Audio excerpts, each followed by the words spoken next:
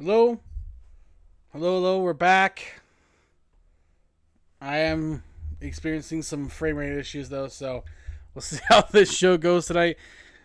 Hopefully we can get through Ring of Honor and Smackdown tonight. Hope you're all doing well. Uh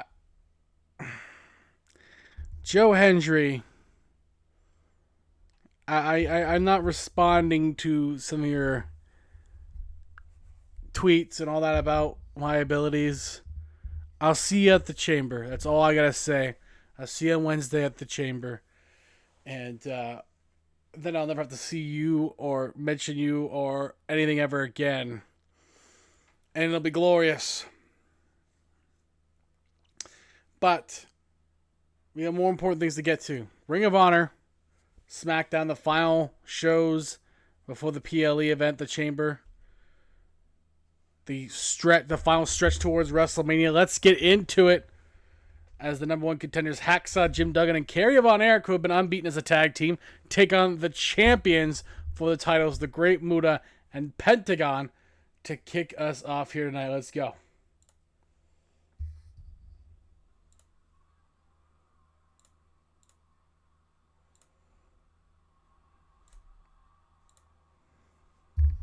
Ho! Ho! You're supposed to go ho. That's what he does. I don't think he knows that ho means something else, but that's okay.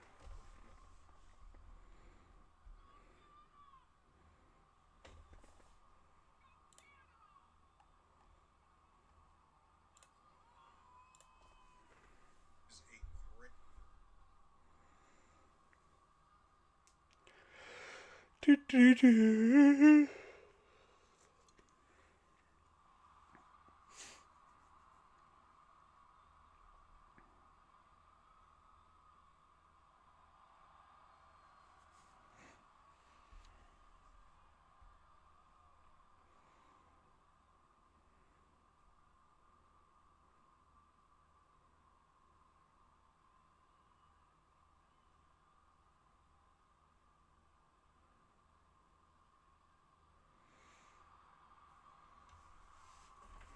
That's right. A lot of the same hairdresser these days.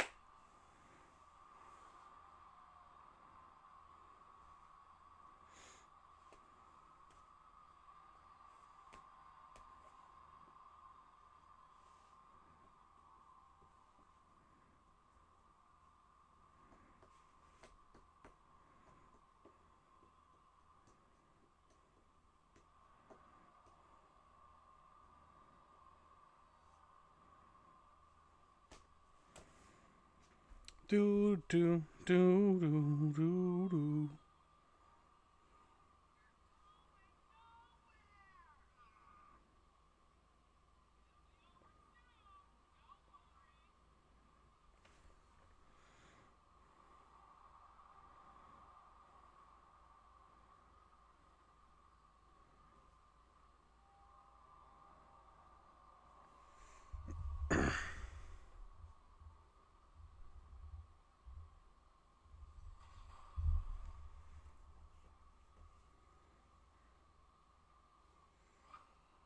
Oh yeah, the internet is definitely shitty today, which is great.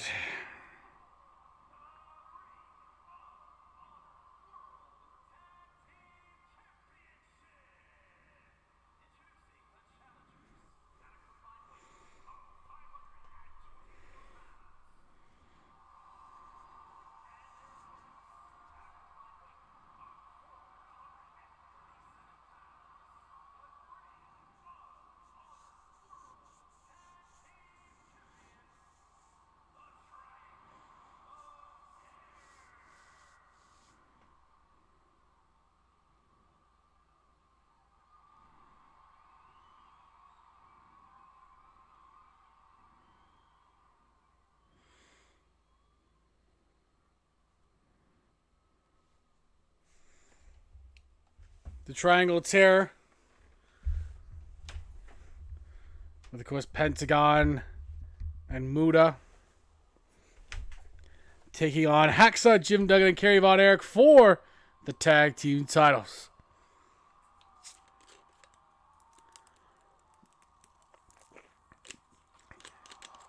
Hacksaw's never won a championship on a major company, especially the modern era. Kerry Von Erich was a former, I believe, U.S. champion. But tag team goal here for Hacksaw will be another good accolade for the legend.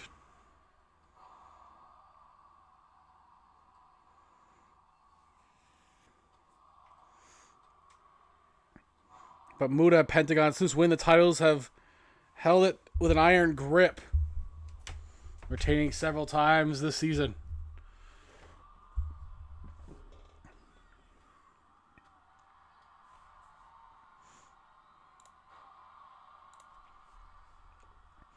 Later tonight, we'll have Dan join us again for at least Smackdown today. He'll talk to us what's going on regarding Smackdown. I'm gonna ask him the question: who may or may not be on his roster next season? Because that could be salacious. That could be a big. That could be a big thing. I'm also gonna ask him how he feels about the Elimination Chamber matches as a whole, and what do you think his chances are in that match, especially the men's, because he doesn't have any women to worry about. So.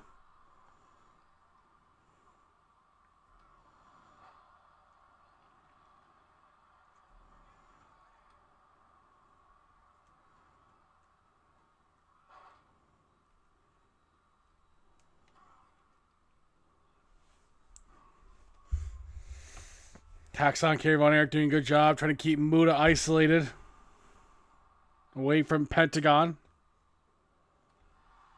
It's traditional tag team wrestling at its best there.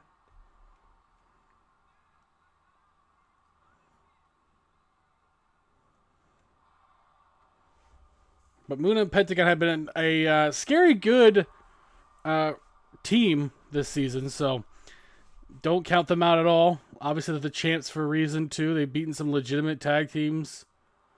Later tonight, we will have Bray Wyatt versus Kane in a trios match to crown the new Ring of Honor six-man champions. Logan Paul, Lexus King, and Eddie Kingston taking on Alpha Academy. Gable, Otis, and Kurt Angle, their new head instructor.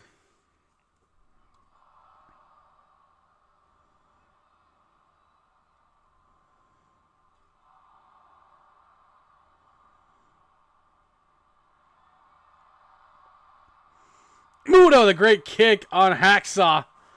Square right in that jaw. Broken up by Kerry Von Erich at 2 to keep it alive for his team. Good tag by Hacksaw to get into the corner. Monkey flip by Kerry Von Erich.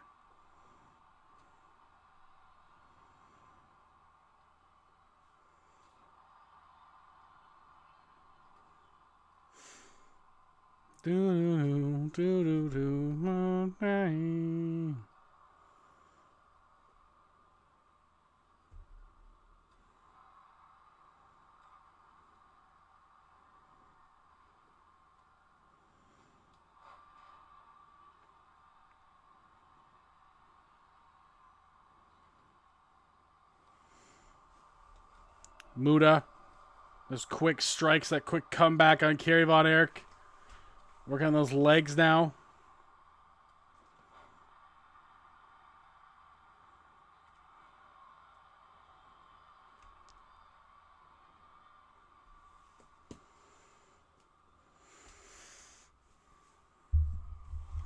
Taking out the possible muscle and strength ability of Kerry Von Erich. He does have one bad foot. Oh, an iron claw! An iron claw on Muda. And Pentagon with the sledgehammers to the shoulder help Muda get back up. Penta has to get out or he gets DQ'd. Here's a champion's advantage, though. They get disqualified. They get to keep their titles.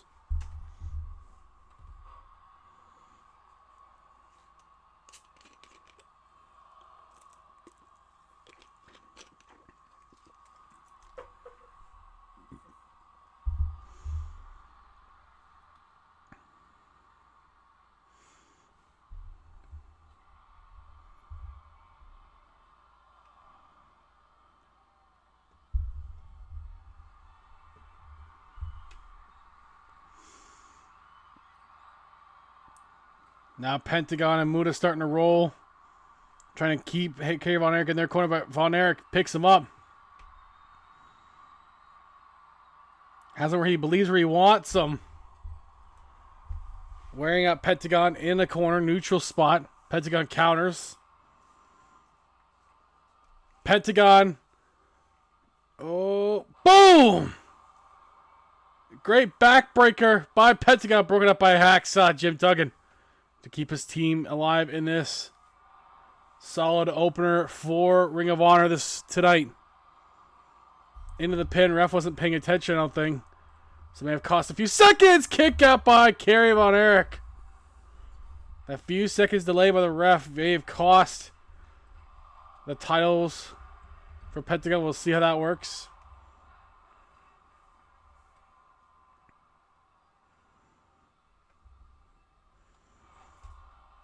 Uppercut. Just a jumping uppercut. But Muta now has Hacksaw. That's Kerry Von Erich. Got to him.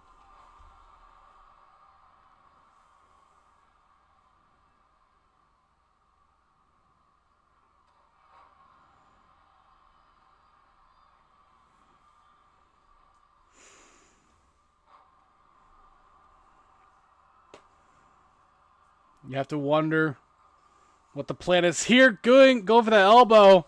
That springboard elbow not effective against Hacksaw. Saw it coming. And took him down for it. Now Kerry Von Erich, the Texas Tornado.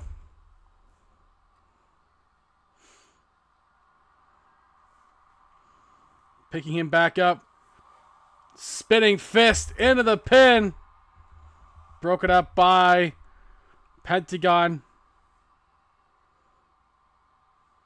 Von Erich to the top. Double stomping. Great Muta. Just interestingly just floated.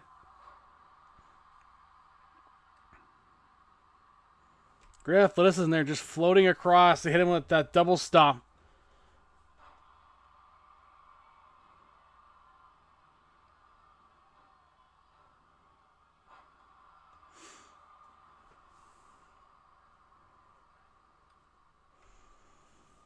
It's still anyone's match. Pentagon back in there, but taken down by that clothesline from Hacksaw.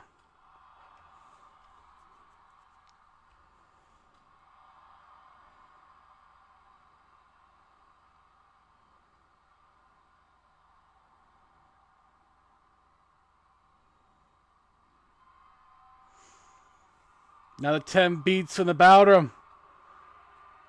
His fists to the chest, the forearms across the chest of Hacksaw. Is a burly man.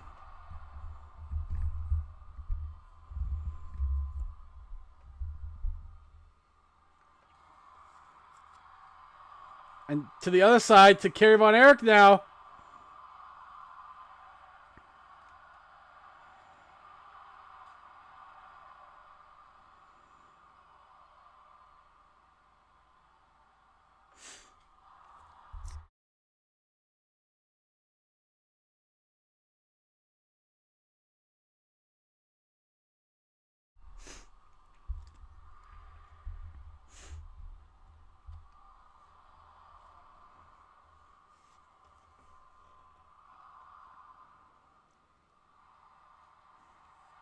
The count is on. It's at 7. Pentagon has to get back in. Or not. He retains if he doesn't get back in. So it doesn't matter. But he will anyway. And now the beats of returning to Muta.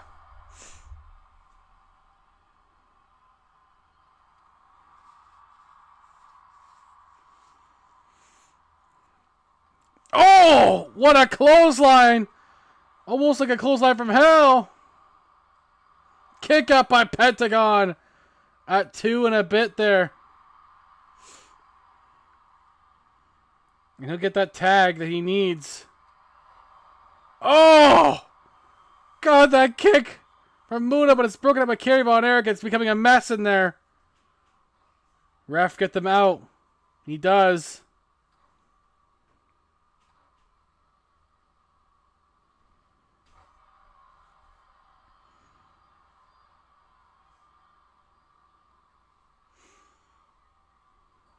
Duggan in the opposite corner he wants to be in right now. As Muda and Pentagon can now just work him over in their spot.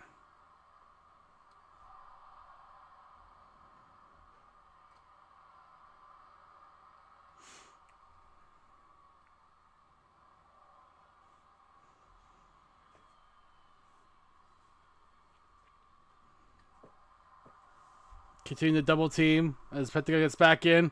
Drop kick by Pentagon. On the challengers. Hacksaw down. Pentagon to the top. Double stomp right back at him. 2, 3, and they retain the goal. Great Warriors Way stopped by Pentagon.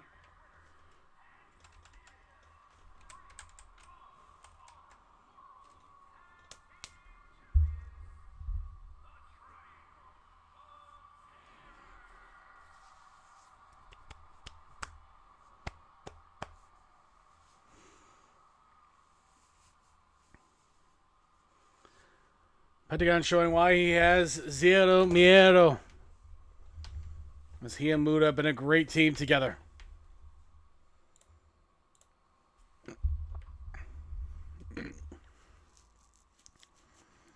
Coming up next, this rivalry has been boiling off and on all season.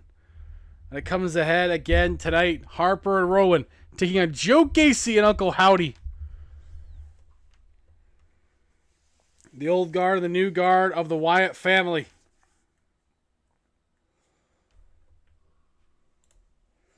In a Falls Count Anywhere tag team bout.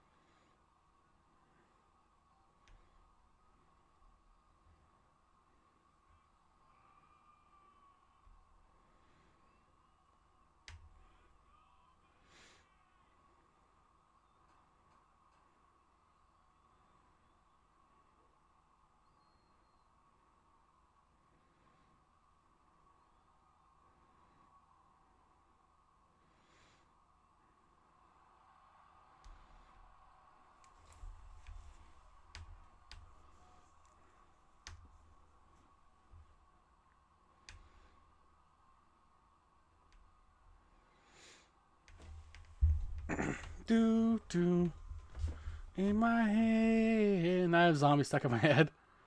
It's better than the other songs that I usually get stuck in my head.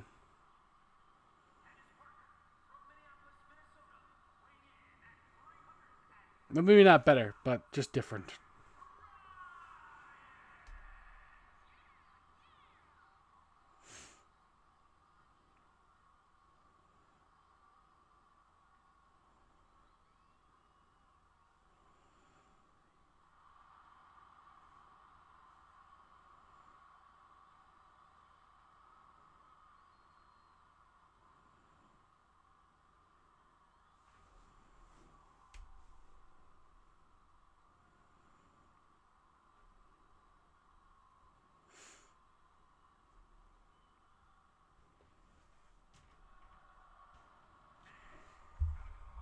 Here they come. It is them.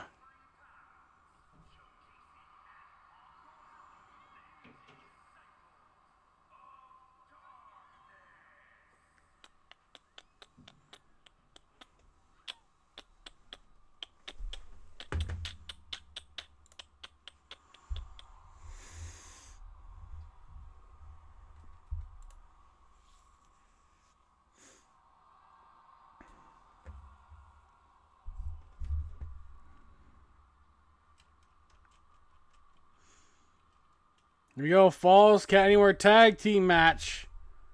Harper and Rowan, Howdy and Gacy.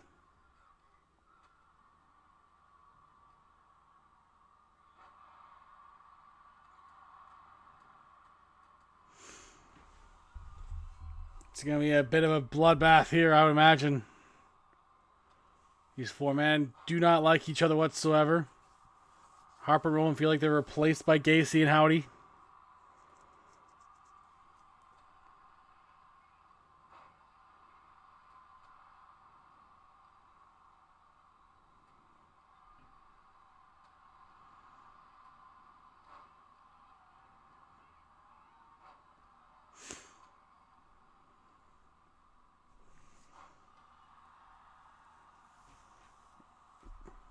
Both Howdy and Gacy taking good punishment here. But they have before, many times. Harper's been a singles champion in this company. The only one that has out of the four. Actually, not in this company, but just in general. Into the pin.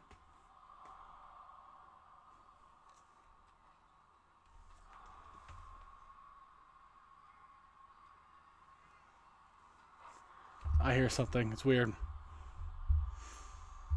might be in my head. Which, you know, may not be a good thing. Rowan in the ring with Joe Gacy right now with those rib breakers. Just continuing the punishment on the rookie.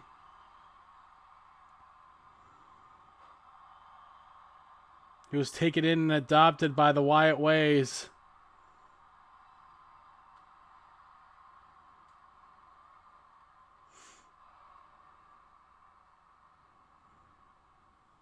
A big part of the family, Wyatt called them.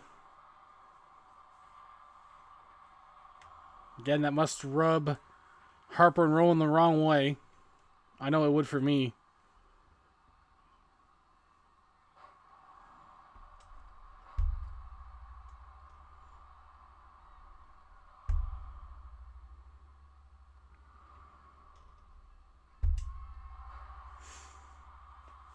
Trying to bust him open here. May have almost got the opportunity to. Fall away slam. Goes Gacy. Howdy trying to hold his team in this.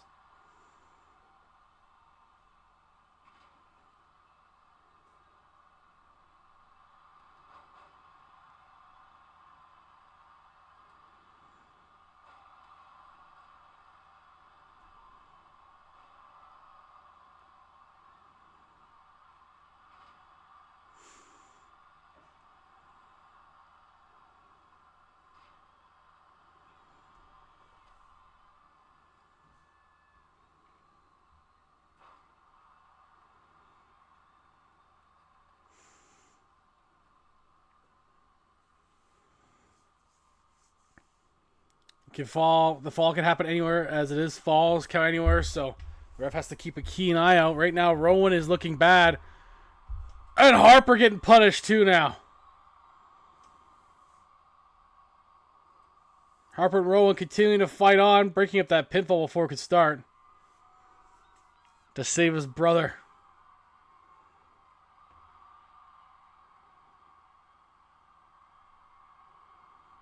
The Bludgeon Brothers. Trying to work together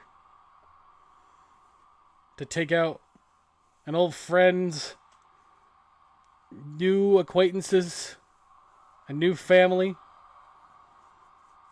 Continuing to crush them. Harper with that. Oh, no, couldn't quite get it. That spinning lariat.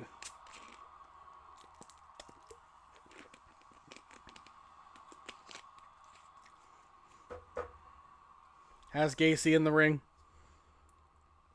Harper could go in there and finish it anytime. But shows to wear out Gacy some, Uncle Howdy some more first. They want to inflict punishment. They want to more than just win.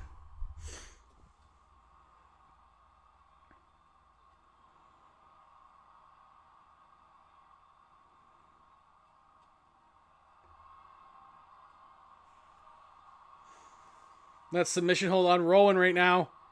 He's blocking Harper from getting there. Rowan finds a way out. He's all right for now.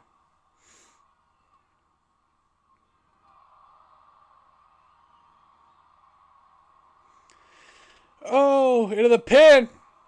Gacy almost had him. No. Luke Harper kicks out.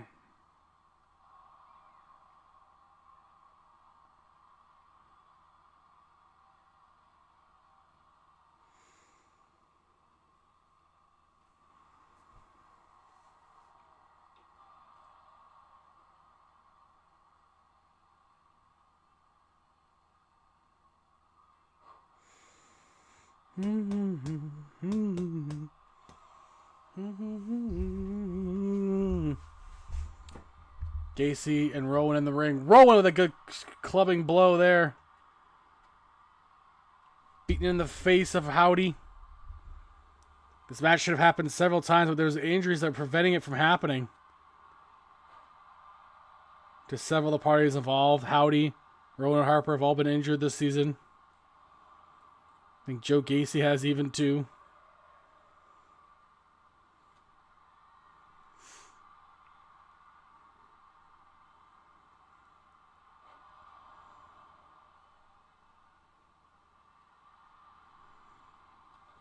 Broken up by Howdy. Saving the match a bit longer again.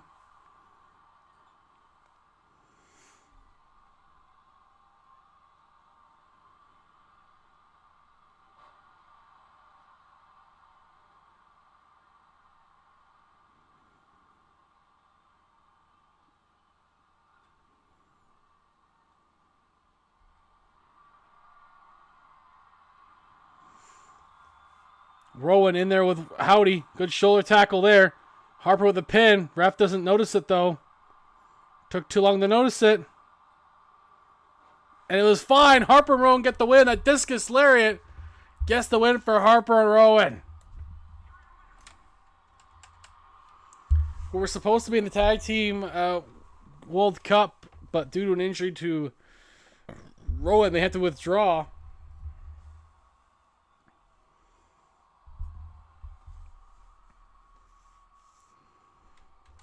But this puts them in a potential number one contenders spot against Pentagon and Muda. Coming up next, No Soup for You needs a bounce back. They haven't done much all season long, pretty much.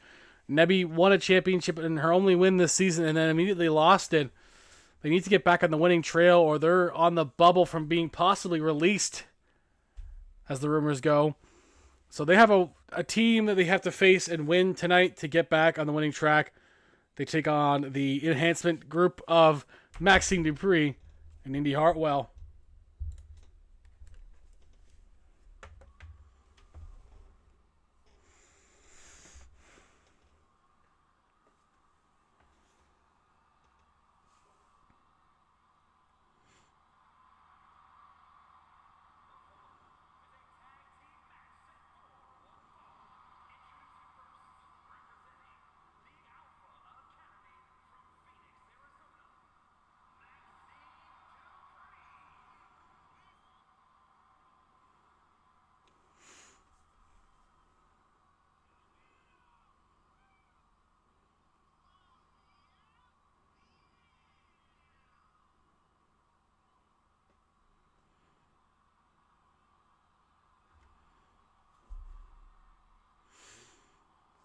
Good luck, Maxine.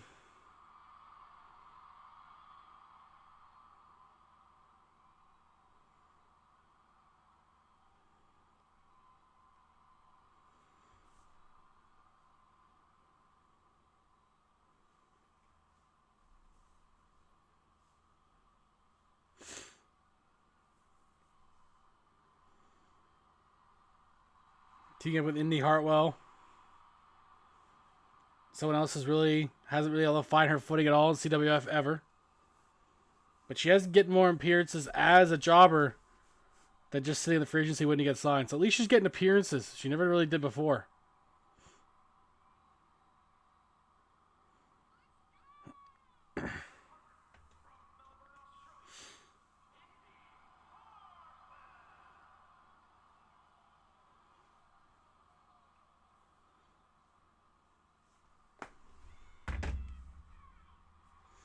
Maybe she'll get lucky and be the next Xia Li and get a contract from one good run.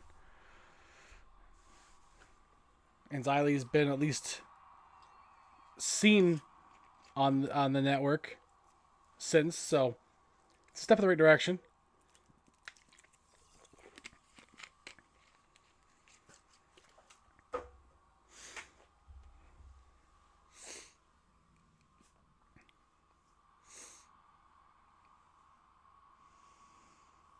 Here comes a team that's become desperate to stay relevant. Devil, who has never won since joining CWF in 3 seasons. And the rookie Nebby, who had one lucky run, and that was it. They both really need this.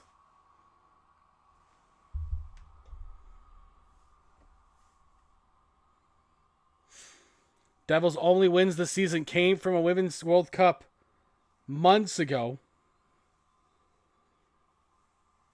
So they definitely need this.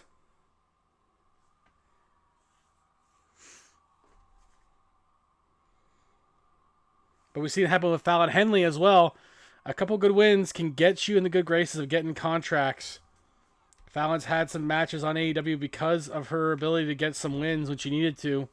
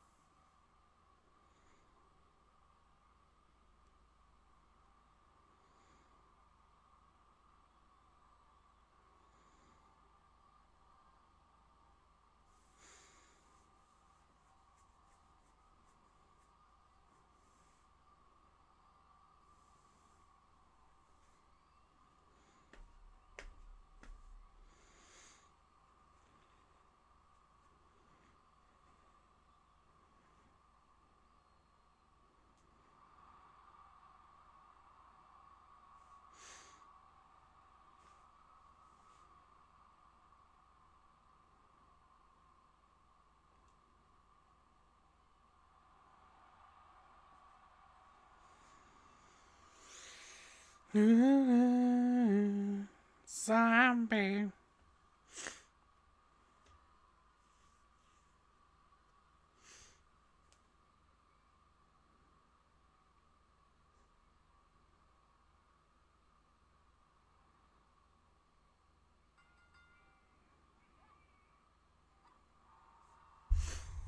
Maxine will start against Nebby Soup.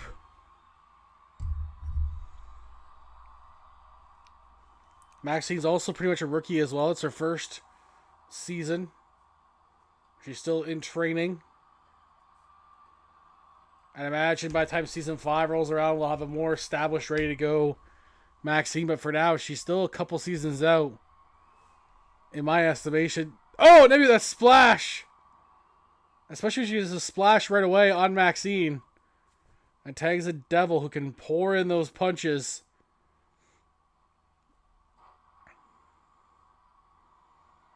Which can help swing the momentum in their favor.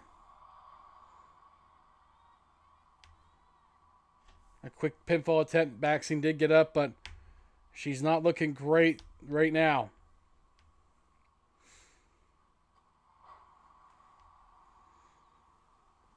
You know, Maxine is a product of the Alpha Academy as well, but hasn't joined them really for matches this season. She's trying to break out on her own. She's part of a training class.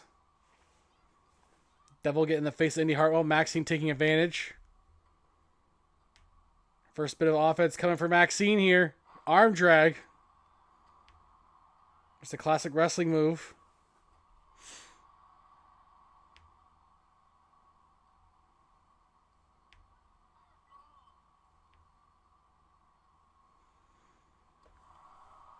Good job by Maxine putting Devil in the corner.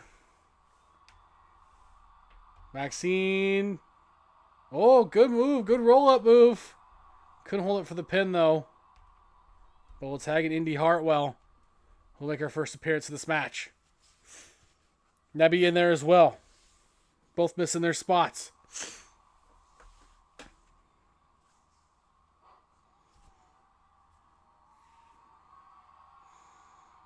Indy Hartwell with the abdominal stretch on the Soup. But Nebby fighting out of it. Hesses is takedown by Soup.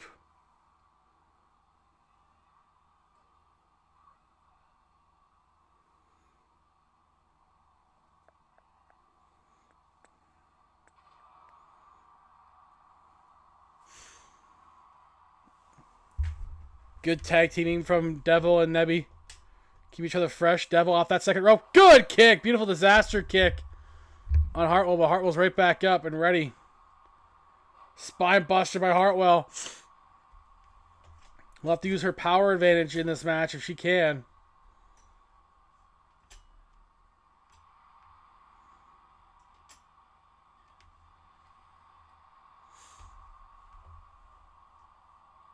Devil does good knee strikes on Maxine, who has to just take a punishment. Oh my god.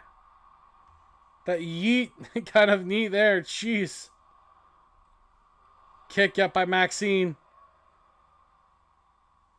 But man, Maxine doesn't look good.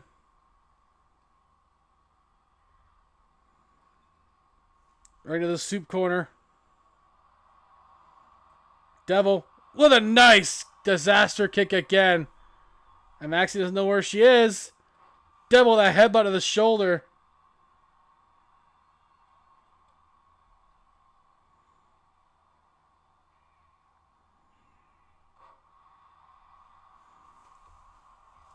Shooting star press into a pin. One on Maxine, but Maxine's weakened. Smart by Devil and Nebby to make sure she stays in. Hits his takedown. Tilt-a-whirl. And tagging in Devil. Maxine looking hurt. We'll get to Hartwell in that hot tag.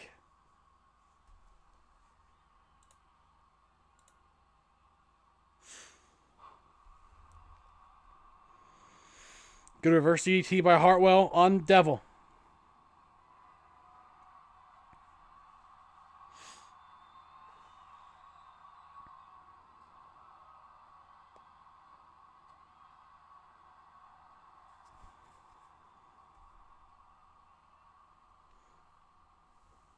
Oh, wow. What a rolling slam by Devil into the pin. But Maxine Dupree keeps the match alive for her team.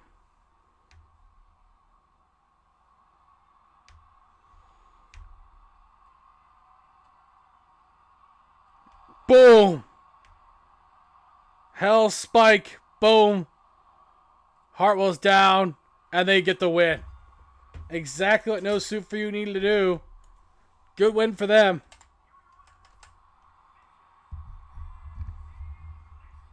We got 3 more matches on Ring of Honor, Dan. So you have time.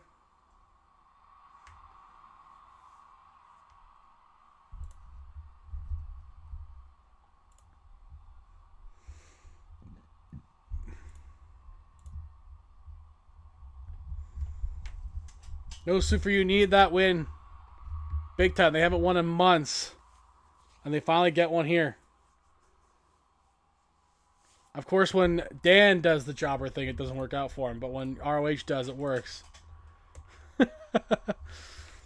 Coming up next, Kane versus Bray Wyatt. A no escape cage match between 2 of the Devil's favorite demons. This should be good. Let's go.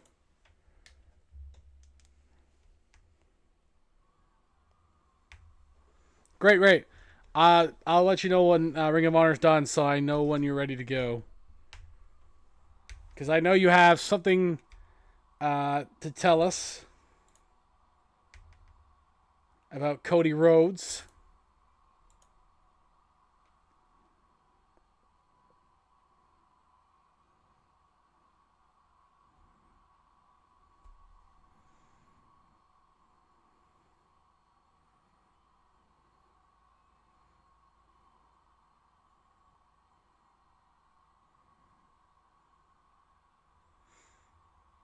A couple things. All right. We'll hopefully get to hear from you then.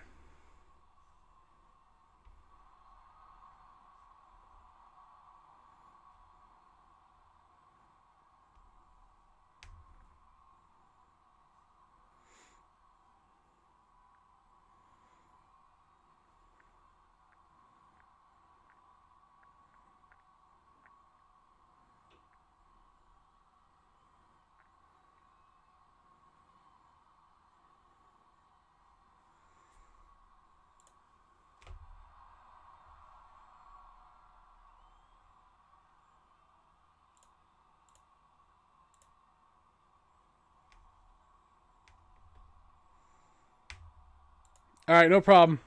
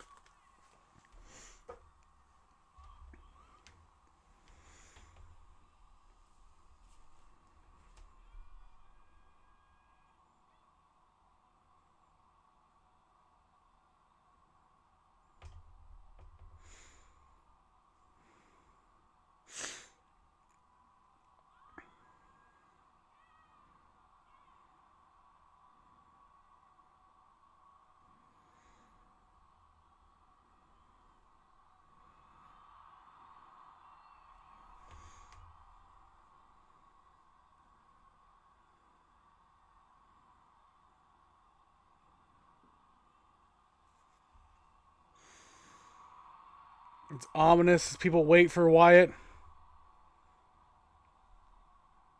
The crowd, obviously, loves The Fiend.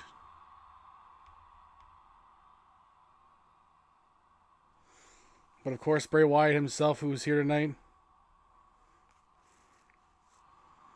ready for a fight with Kane. He asked for this match against Kane.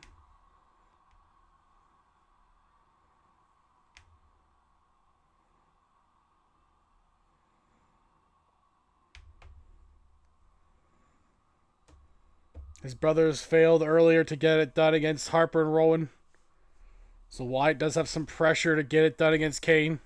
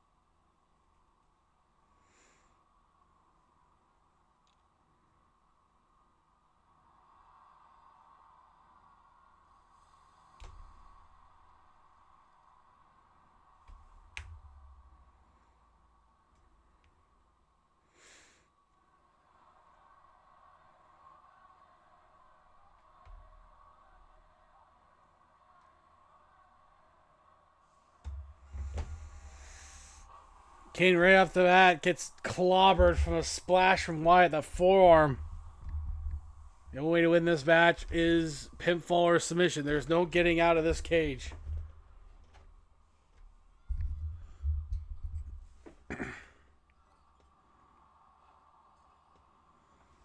Kane just choking Wyatt in the corner.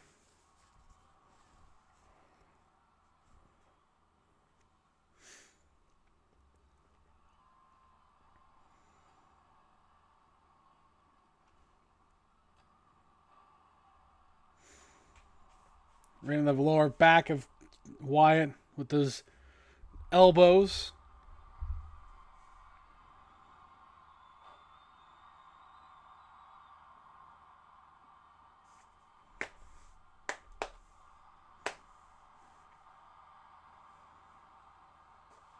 Oh, and a headbutt on Kane. A devastating one, too. That definitely hurt him a little bit.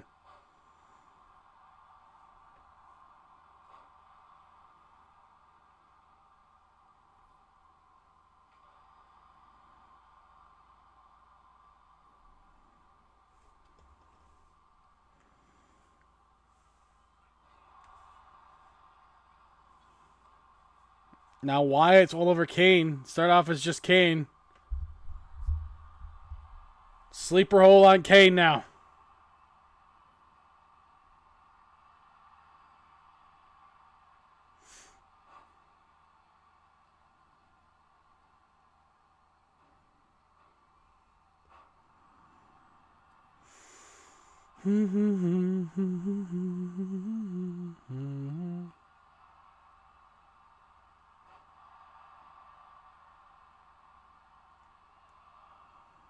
Wyatt almost had him. Kick out by Kane. Sister Abigail early on almost took it.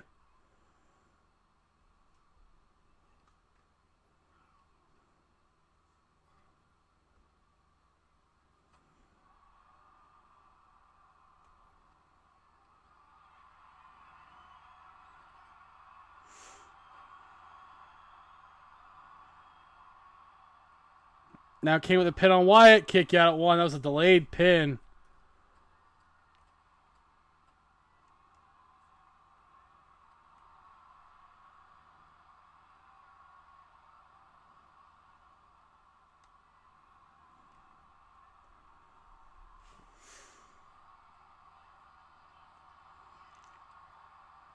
Wyatt has Kane down. Oh no, no, no. A hand down the throat of Kane.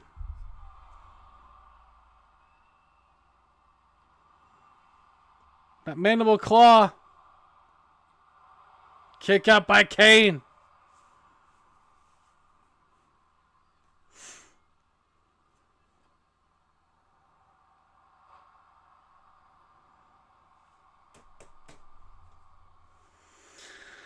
Oh my god. Yeah.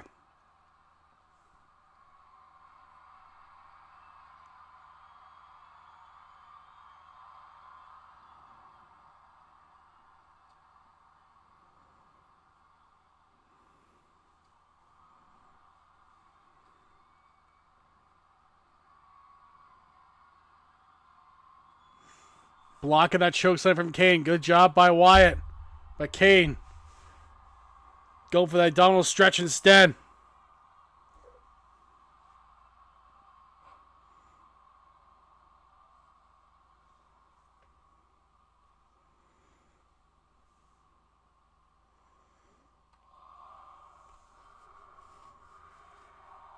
There's headbutts in the corner on Kane.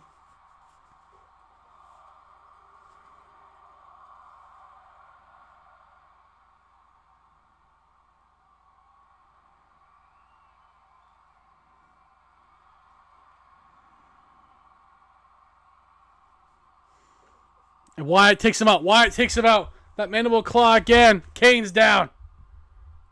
I think Wyatt wins. The ref's calling it. Another mandible claw takes out Kane.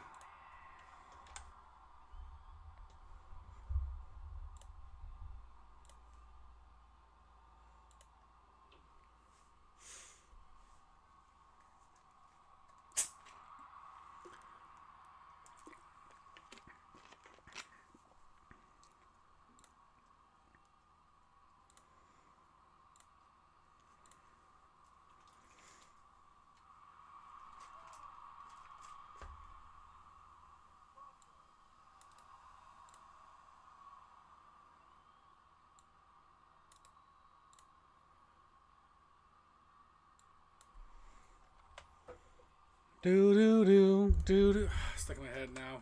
I always have some song stuck in my head now. Coming up next now, Taz in singles action with his son in his corner as he takes on Randy Orton. Actually, sorry, that is in the main event. Coming up first, though, the Ring of Honor 6-Man Championship. Logan Paul, Lexus King, and Eddie Kingston will take on the Alpha Academy. The winners will become the new ROH 6-Man champions.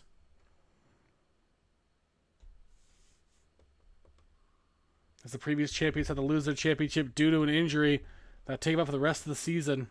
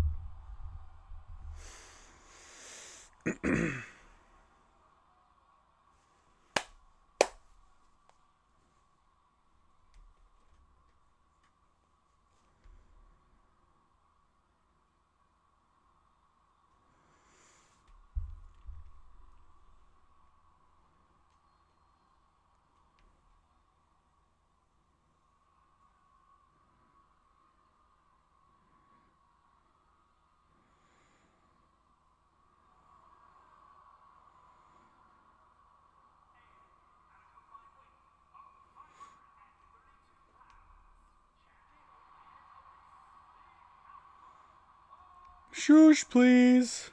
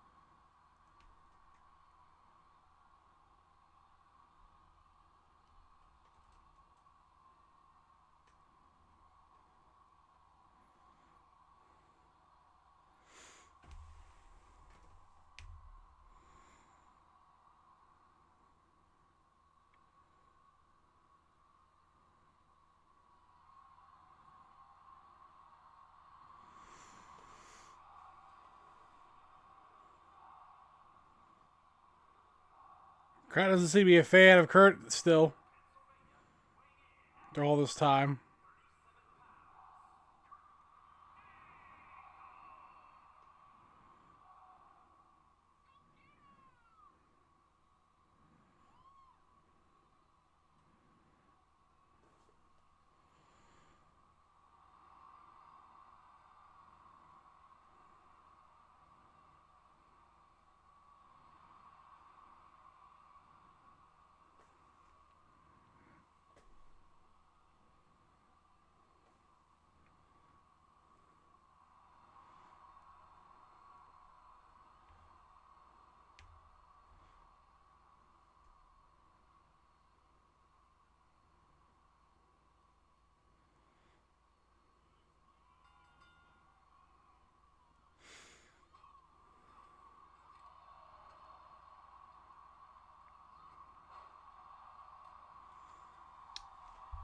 Here we go.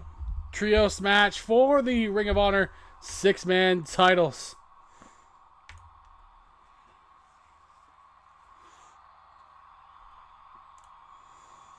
Elimination Chamber just around the corner. We have several matches 100% confirmed, including both the chamber matches themselves. The women's chamber match featuring Ronda Rousey, Lux, Wendy Chu, Charlotte Flair, Jade Cargill, and now Nia Jax. The winner of that chamber will go on to WrestleMania to face the Divine Women's Champion, who will either be after the chamber the champion Jordynne Grace, or will it be new champion Shayna Baszler? We also see the CWF World Men's Championship, World Men's Tag Team Championship. Edge and Christian defending for the first time against Ric Flair and Rick Rude.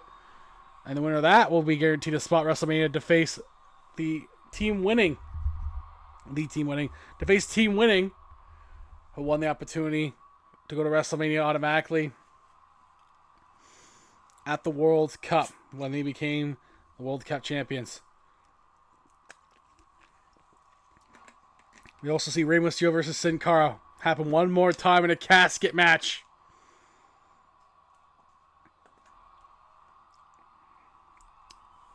And, of course, SmackDown Championship, Dusty Rhodes, Kenny Omega, and Gunther in a three-way dance, three-man elimination. Last man standing wins the SmackDown title. Dusty guaranteed to go to WrestleMania to go for the World Championship regardless. This is an opportunity to walk in as double champion. Ken Shamrock will get one more shot against Hulk Hogan, his last opportunity in an ambulance match for the AEW Championship. If Ken Shamrock loses, he cannot challenge Hulk Hogan for as long as he's still champion. And Hogan will move on to other things, he said. Kick out by Jack Gable on that. And then we get the men's chamber match. Bryan Danielson, Kazuchika Okada, AJ Styles, Tama Tonga, and Luchasaurus. With one more spot open, which will be determined by the opening match on the card. Joe Hendry, Yuri Yokozuna, and Kenpachi versus MJF, Chef Mike, and a special guest in their corner to help them out in the trios match. Falls count anywhere affair. Anything goes street fight. The winner of that match will send a representative into the chamber in that final slot.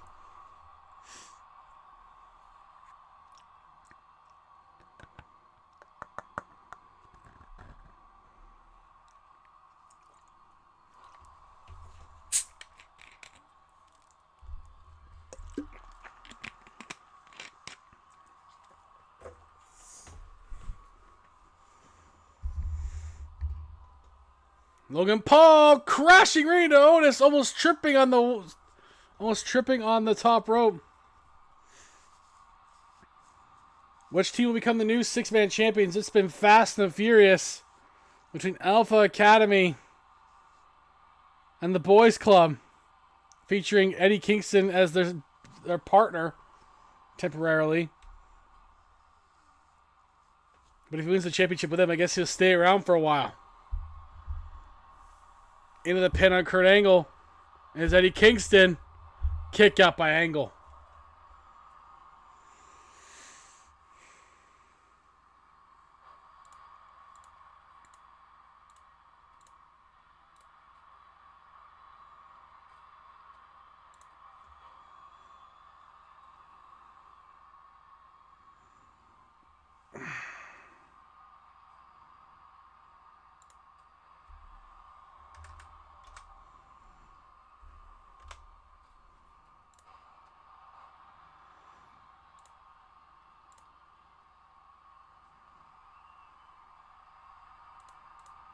Missing that splash is Paul.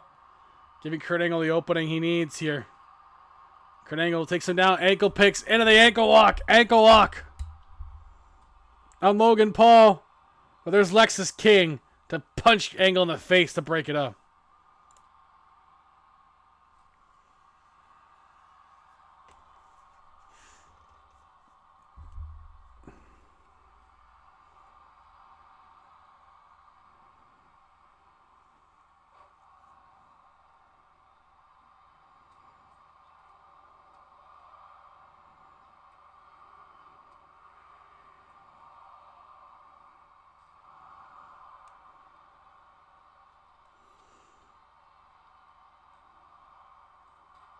Oh, Gable saves the match. Logan Paul almost had it for his team.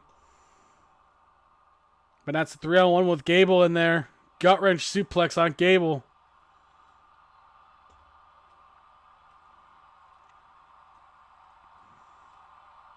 Look at this 3-on-1 on Gable. Stands no chance. German suplex. Down goes Gable.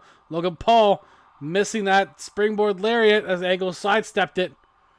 Lexus King takes out Gable as well. Lexus King was half an inch away from becoming Ring of Honor champion. Otis with the powerbomb. We come short again. Kick out by Kingston.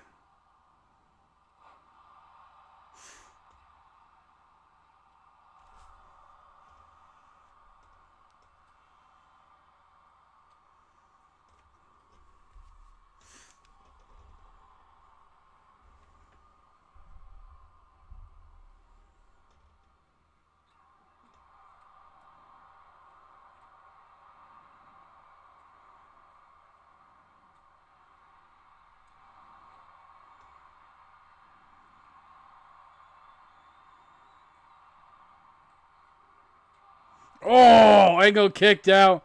That was close.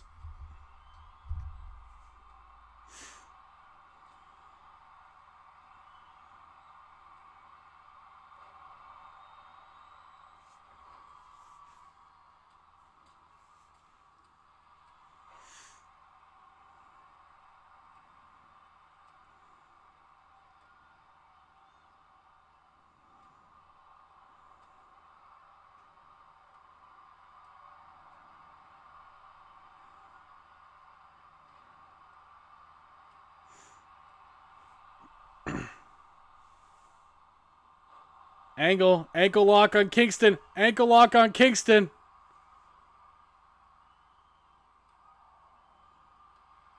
Gable helping, but it's not enough to give Angle enough time as Kingston gets out of it.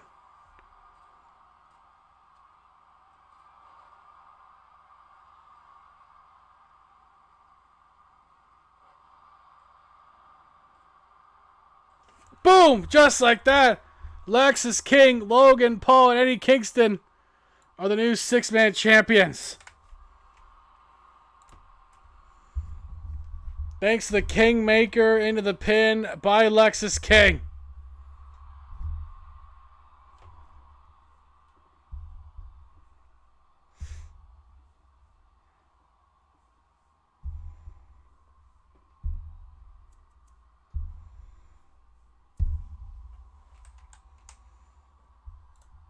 And now it's main event time for Ring of Honor. Randy Orton versus Taz one-on-one tonight.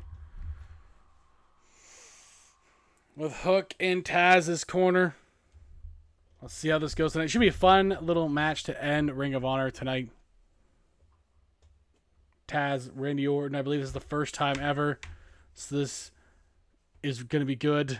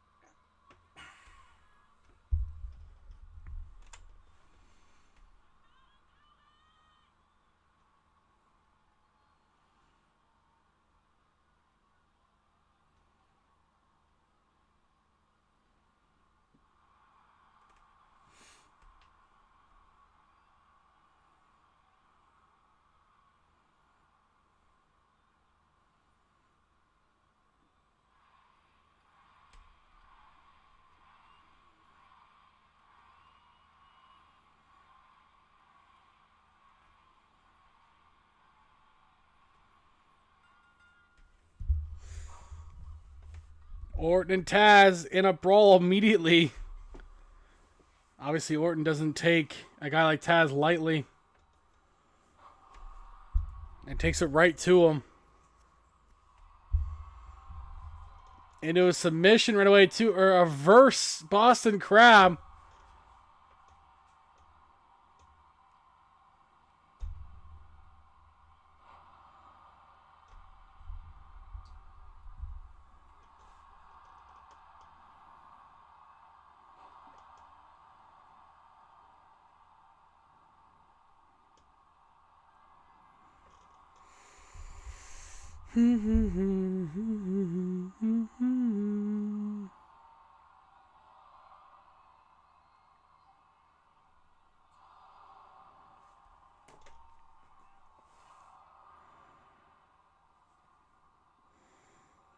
Four.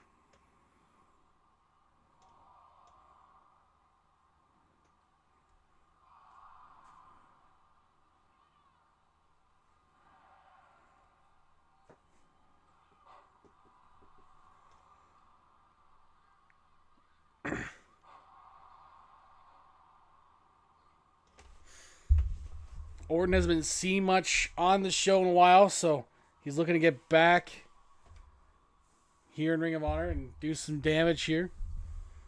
Likely going to be sticking around into the next season.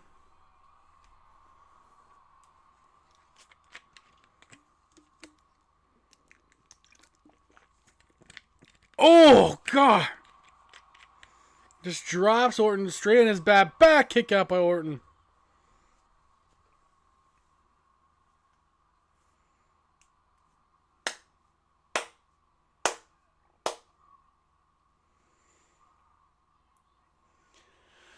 Oh.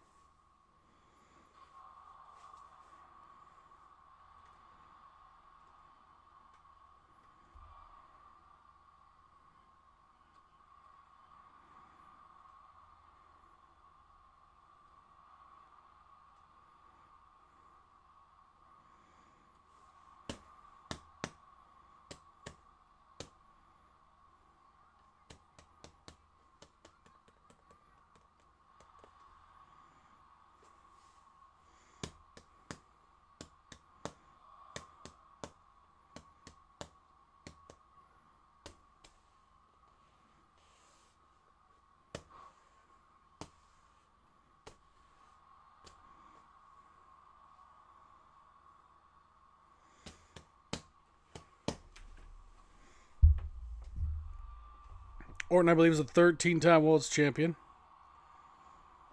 So would like to try to get himself up to a 14th time, if all possible.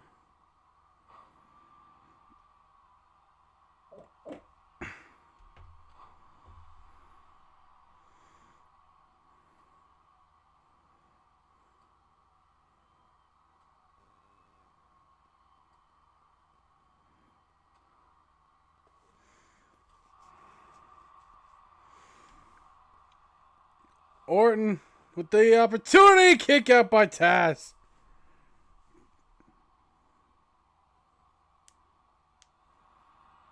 Gotta watch out for an RKO. Taz can be out for the second time there. Good overhead suplex by Taz.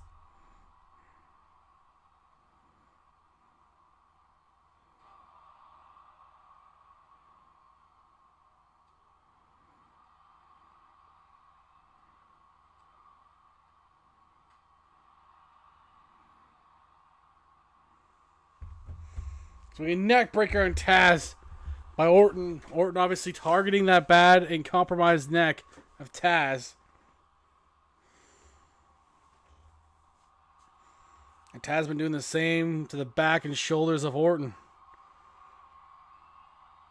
DDT on Orton by Taz.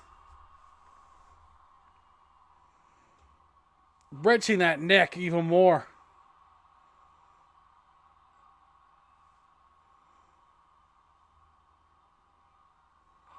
Suplex weakening that back. Continuing the pressure on Orton. Strikes by Taz.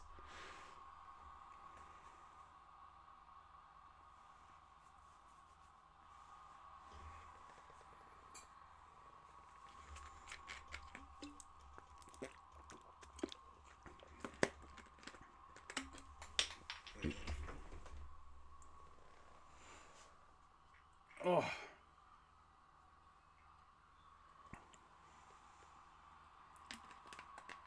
Orton RKO out of nowhere.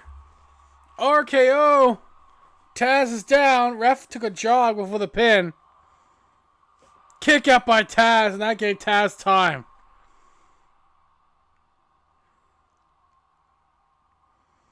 Missing that knee. Taz is an opening of his own now.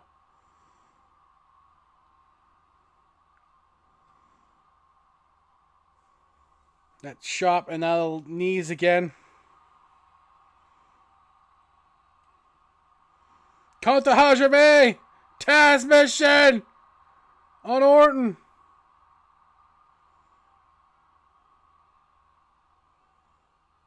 Oh. But Orton survives the submission. But he's looking hurt. Orton ankle picks Taz. Maybe playing a little possum here.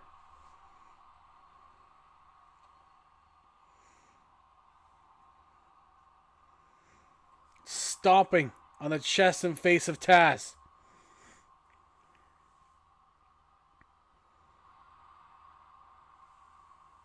Orton running at him into the corner. Clotheslines.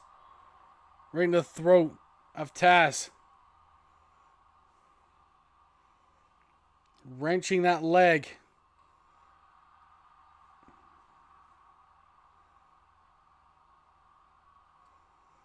And now we're back to more classic Orton. The stomping of the limbs. All around Taz. Into that face, into that nose, into the pin now. And Orton wins.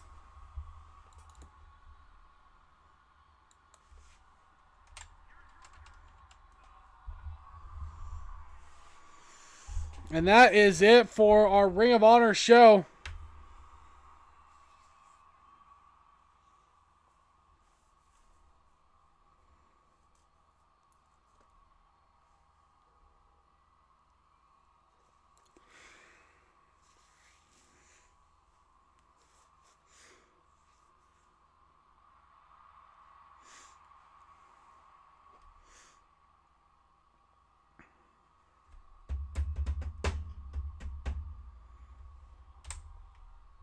Yeah, that is it for Ring of Honor, guys. We'll be right back after a little while as we set up Smackdown. So stay tuned. I'm going to play something for you while we're doing that.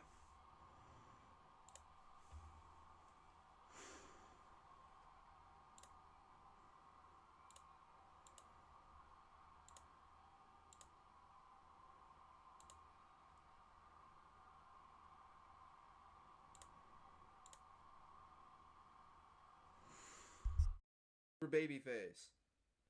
Like, because he got DQ'd against Mr. T. Yeah, he came back as a super babyface and he was never heel again. Oh, yes, he was in WWE for a little bit. He wasn't heel again in WWE until 2003. And he kind of was heelish in WCW, even though that feud was bullshit. And kind of the one with Hogan? Yeah. Oh my god. Because it was hard to know, because, like, was he playing heel? Because they both kind of weren't the face, and they both kind of weren't the heel. It was weird. Age in the Cage. Yeah. That should be on the list, but I don't know if it is. At some point, it might be. But so overall, how did you rate that one? I believe we gave it a 1 star. Yeah. And it's the 5th worst match. But so and I'm sure that number will go up. Oh, it'll change as we find more matches. Because I have a list. These are all going to change. We're still on the quest to find the worst match ever. These are just the first 7 that we can talk about. Because that's all we can endure without hurting ourselves. Because the last 3 in particular were really bad. They were. But the next one was also a WrestleMania 2 match. This one was hilarious, too. This one is funny. Uncle Elmo versus Adrian Adonis. It was like 2.5 minutes long. So, first off, Adrian Adonis. You poor motherfucker. Adrian Adonis, I will say this. The way he bumps around the ring, he is a gem that needs to be protected. He needs to be protected. But Uncle Elmer's first move, he slipped. Uncle Elmer fell after delivering an offensive move. Now, Uncle Elmer, let's go into this for just a second.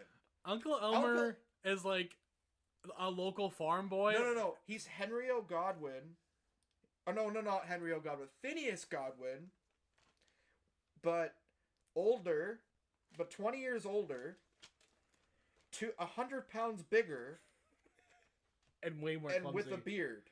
I was gonna say the comparable for someone who's not a wrestling fan is imagine a farmer uncle of yours or a cousin, and he decided I'm gonna go do some wrestling today, and that's what it basically was. It was like your neighbor, your crazy neighbor in like a rural part of the world, decide to go in the ring because he's still in his overalls. He's got the hat. He's got the boots. He's still dressed as an actual farmer, going out there as if like they go out there, pal. Like they just picked him up randomly off the street. And he had How's it entrance going, music. Mike? Yeah, like the typical redneck music. Typical Awesome. redneck music with the banjo. With the banjos and everything. But he's one of the few that have an entrance music. I don't even think Adrian Adonis gets an entrance. He song. does. he? But we were too busy laughing at Uncle Homer. Yeah. Yeah. It was bad. Yeah, because he came out with the perfume and stuff too. Yes. I just he gotta did. write Yeah. one last Yes. 'Cause Adrian Adonis promo is a for very, right before the main event. A very flamboyant character for the 80s, especially. You know, a pink moo and like makeup and like little barrettes and stuff in his hair. Like, it would never pass now. No. No. But he did the best he could. He really did the best he could with it. He did. And But this is past his prime Adrian Adonis because he was also getting fat and old too. yes, he was. I believe that gimmick was also a punishment for him too. It was a punishment. Because yeah, and It, this match it was so thankfully, funny, like- is Adrian Adonis several times had to like get up and move in position so that Elmer could hit him with something. yeah, because Elmer couldn't move. He couldn't move. He like was threw him off. immobile. He had to like throw him off the ropes, but like aimed himself a certain way so that Elmer could hit him. He was immobile. He couldn't move, man. He couldn't move at all. He literally looked like a guy that was never a wrestler before in his past. Like he's just some dude McMahon picked from an actual farm and said, "You're out there, pal. Go wrestle. I'll pay you $50. You're on TV." $50. That was more. This was on WrestleMania. This is like a, $50. I could buy a cow for that. like it was so comically awful. 1986, you never know. It's true. You never know. It was, But it even was a still, different time. because Adrian Adonis, it was still as good as the Roddy Piper match. Did we give that? A Yeah, 1 you star? did. We gave it a 1. Yes, because of Adonis's bumping. Because of his selling. That was it. It's Yeah. the only reason I gave it a 1 star. Adonis sold it like he was getting murdered. He sold it like think about Hulk Hogan versus Shawn Michaels. Yeah, for wrestling fans, Michaels like way overdid it because he was basically fuck you to Hulk Hogan and like way oversold it. Like jumped out of the ring every time he got like hit with something. Like Yeah, that which was hilarious. But so Adonis tried to make it interesting. and- Adonis tried to make out this idiot look good, and he tried. He didn't succeed, but he tried. And because it's funny, it's not one of the worst matches ever. It is funny 'Cause- just because of that. Like Now we gave it a 1 star. That was our 4th worst match we looked at. because it was funny. Yeah, it was at least funny. The next three are not very funny. They're all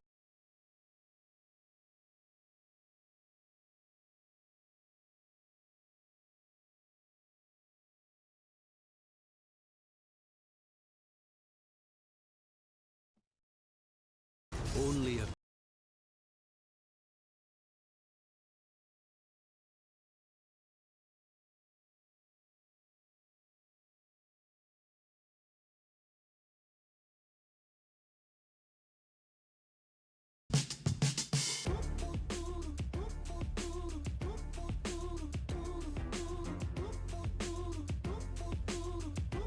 I know there's no phone and no labels to put on to this thing we keep and dip into when we need. I don't have the right to ask where you go at night, but the waves hit my head to think someone's in your bed. I get a little bit Genghis Khan.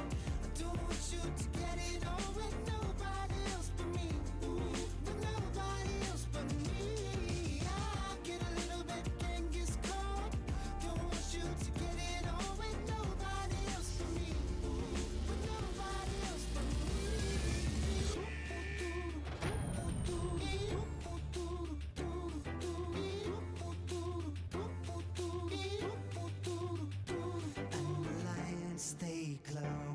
like I just lost the World War, and the scene slips away to the evenness I fake. It's a shit-ton world, 'cause I don't really want you, girl, but you can't be free, 'cause I'm selfish, I'm obscene. I get a little bit Genghis Khan. I don't want you to get it on with nobody else but me. But nobody else but me. I get a little bit Genghis Khan. I don't want you to get it on with nobody else but me. But nobody else but me.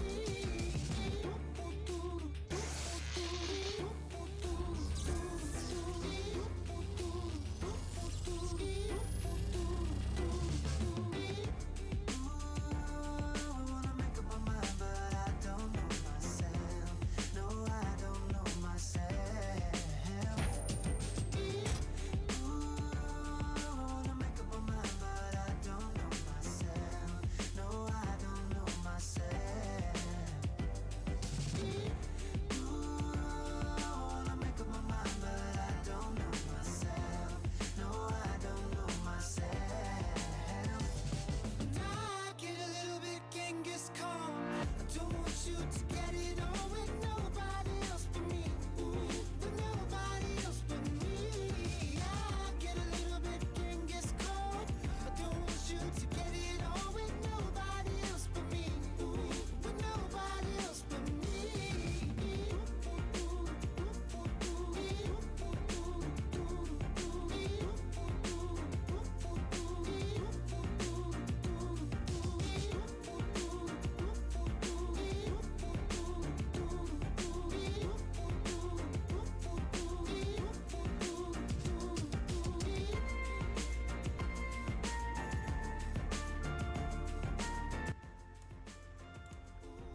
Welcome back to the action. We got Smackdown coming at you. And we're joined by Dan once again. Welcome in, Dan. Hello. It's been a while since we had you on. How is it going for you? Oh, not too bad. I'm battling a bit of a cold right now, so I'm not going to sound the greatest, but I'm here. Well, how do you like your build going closer to WrestleMania now at this point? I'm actually quite liking it. I think SmackDown's got a lot of good stuff going on right now. Some really big plans for WrestleMania, as I know you know, but our viewers don't, and I think the ride's going to be a fun one. Now tonight, Dan, we're going to start off with a big one, a SmackDown Trios match between the Elite and Team Canada. How did this come about? Well, the Elite won a shot at the SmackDown Trios Championships, and Team Canada has been an absolutely amazing team this season, and they've absolutely just taken out every challenger that's stepped up to them. But so tonight they're going to face off against the Elite, a team that might just have what it takes to beat them. At the same time, Brett did beat the Steiners by himself last week in a stunning turn of events, Dan. Well, he was supposed to team up with his brother Owen, but Owen didn't show up, so I don't know what happened there. Was Owen cleared to compete that week, Dan? I'm not sure. I thought all signs were pointing to that he might have been, but it seems that maybe he wasn't. I don't know. Well, and this is also adding to the pressure for Kenny Omega, who has to compete at the Chamber against two tough opponents. One he's already lost against to in Dusty Rhodes, and now Gunther breathing down their necks. Well, Gunther's been itching for his shot since before the Rumble, but he got injured before the Rumble, so he didn't get his shot. So that's why Seth Rollins got that shot instead, and now Dusty Rhodes is the champion. Kenny Omega wants his rematch and is invoking that clause at the Elimination Chamber, but Gunther still wants his shot, so it's going to be a three-way dance, last man standing. And what Dusty has to worry about here is if he gets hurt here, that could cost him going to WrestleMania. It very well could. what would happen in that instance? It would just be a simple one-on-one match between Dusty Rhodes and Gunther if Omega was to get injured in this matchup. Okay. We'll have to see what happens to that point. If Dusty gets hurt at the Chamber, again, it shortens the chances. It shortens his likelihood of getting to WrestleMania. I guess we have a delay here at the start of this match. Here we go, finally. Now the Elite just wanted to make the fans wait a little bit here. Well, they have the choo-choo train going on here. Kenny Omega still confident as ever, though, Dan. He really only has, in recent memory, lost once. Oh, yeah, no, he's been absolutely amazing all season long. But the really, Bucks, his teammates have not been. No. In fact, even Tama Tonga surprisingly earned his shot at the Chamber match. Yeah, that was shocking to me. I wasn't expecting him to win that match, but good on him for coming out on top. But we are looking at a really good card. Dan, you have one match confirmed for that show. Do you have a second match confirmed for the Chamber? I do. I will announce that at some point in time during this program. Okay, because we do know, obviously, the triple threat match. We also know that the World Tag Team Champions, which are on your show and competing tonight, are defending the titles against Rick Rude and Ric Flair to see who will go against Team Winning at WrestleMania.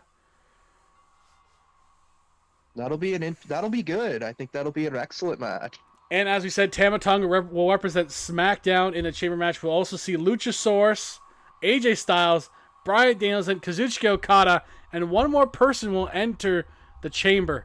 That person will be determined by the 3-on-3 match between Chef Mike, MJF, and their special guest versus Joe Hendry, Yuri-Yoko-san, and Kenpachi. The winning team will send a representative. Who is the special guest going to be? MJF said he made a call, and I shouldn't worry about it. Unlike Ken's call, we'll have to really worry about it. Well, I'm very interested to see who MJF called forth. Is it going to be another quote-unquote New York legend? Maybe. I'm not against it. I have no idea who he would have called. You know what? Maybe he got us Matt Rempe. I go. Let's Matt Rempe will be a good addition to the team. No. It's got to be Jacob Trouba. No. I forfeit the match. Matt Rempe will just come in and throw hands. It's wrestling. That's all we need him to do.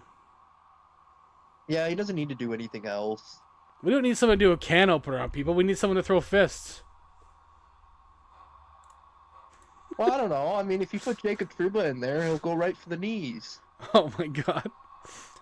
We also have other matches set and ready to go, including Rey Mysterio versus Sin Cara, their final match of their feud in a casket match. And then we have Jordynne Grace defending the Divine Women's Championship against Shayna Baszler. The winner will face whoever wins the Chamber match on the card, which will feature Ronda Rousey, Lux, Wendy Chu, Charlotte Flair, Jade Cargill, and as we learned last night, Nia Jax. I can't believe you did that. Put Nia Jax in that match. I can't believe that. Look, I was really banking on either Jamie Hayter or Camille Brickhouse winning. But of course, Nia Jax gets the win. Because why not? You think I would have learned my lesson with the Jinder Mahal incident? You would think, but then again, do you ever learn your lesson? No, hey, Nia Jax is a legit contender. In fact, of the 6, the one that stands out the most is Wendy Chu in the wrong direction. Of course. Watch, now she's going to be the one that wins. And of course, finally, we have the final match between Ken Shamrock and Hulk Hogan in an ambulance match for the AEW Championship. If Shamrock cannot beat Hogan this time, he can never challenge Hogan again for the title.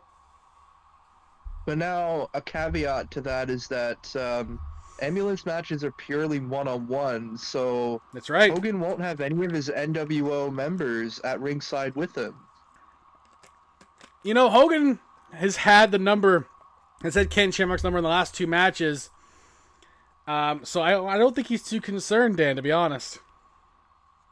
So he's perfectly okay just having this one-on-one match with a clearly dangerous man Who's now pissed that he's lost to Hogan twice. without any help. Shamrock also won his warm-up match too, so he's a little hungry. He's ready to go. I'm surprised that worked for Hogan, brother. I kind of made him. Oh, did you?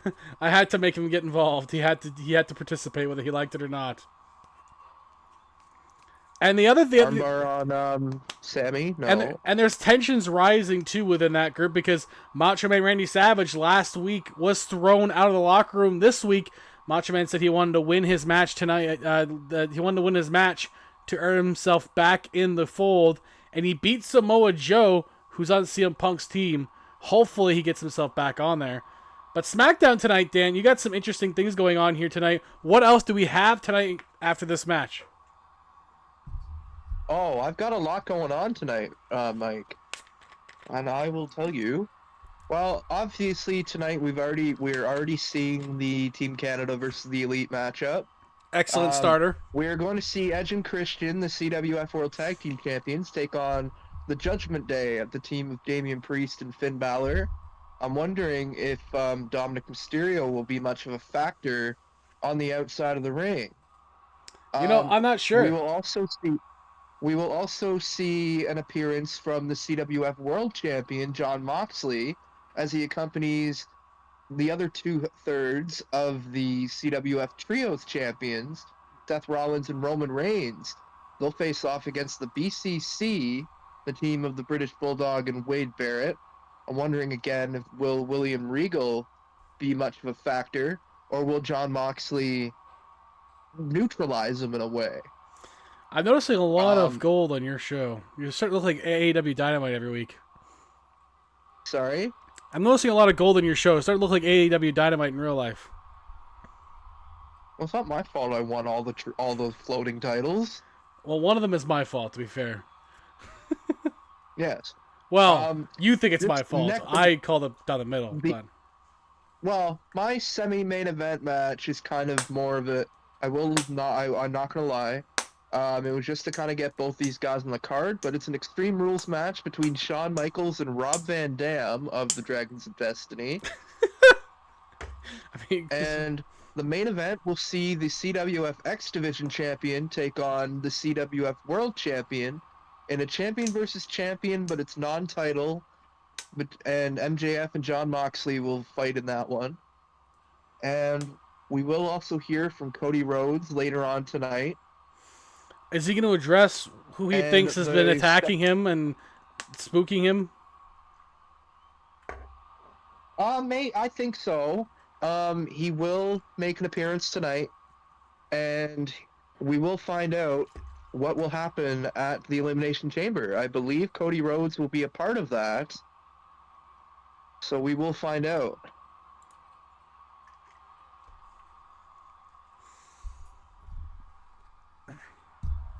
Watch Tama Tonga and Nia Jax both win those chamber matches now. I'd be okay with Tama Tonga winning. Over Nia Jax? Come on now. I'd rather him win over Nia Jax, because then I have skin in the game. Then I'm guaranteed to keep the X Division title after WrestleMania. That's true, because Nia Jax is not signed to anybody. I'm not even going to bother. Are you sure she'll be part of your brand next season? Well, oh, Brett wins again! Wow, yeah, I'd love that. Continued to dominate for his getting team. One of the Jacksons.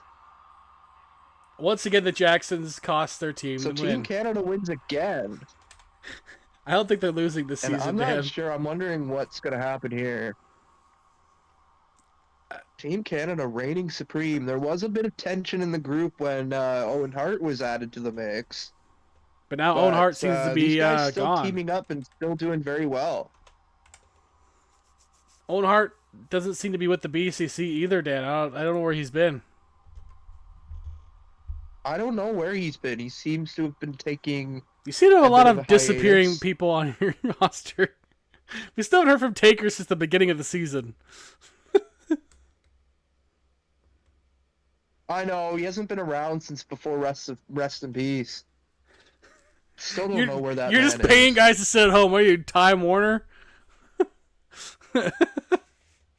Well, maybe. I have honestly considered getting Leslie Nielsen on the case. Oh my god.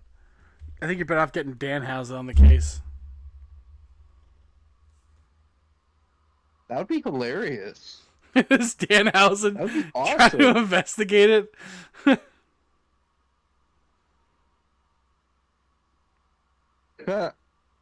I'm investigating the whereabouts of the Undertaker. So I can learn his Oh, ways. the Judgment Day making their way down to the ring. Oh, hell, the Judgment Day. Without Dom, what? Doing the Judgment Day.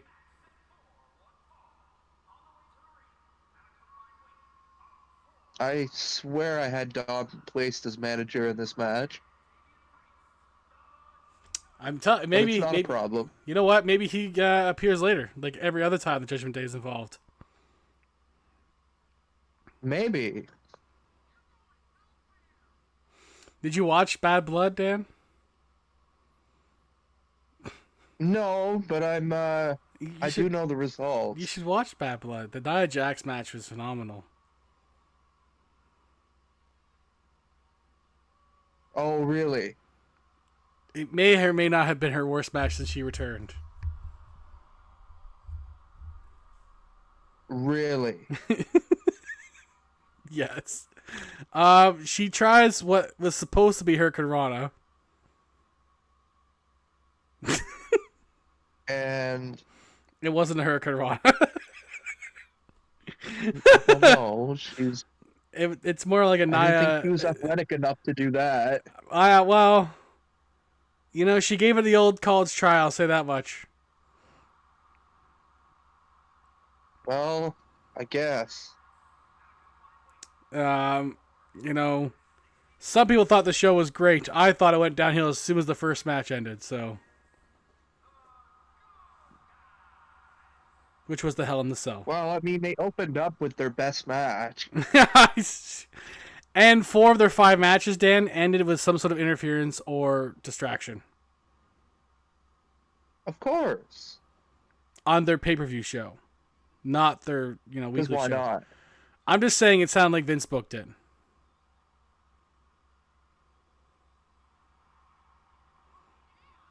That's not a recurring theme you want. No.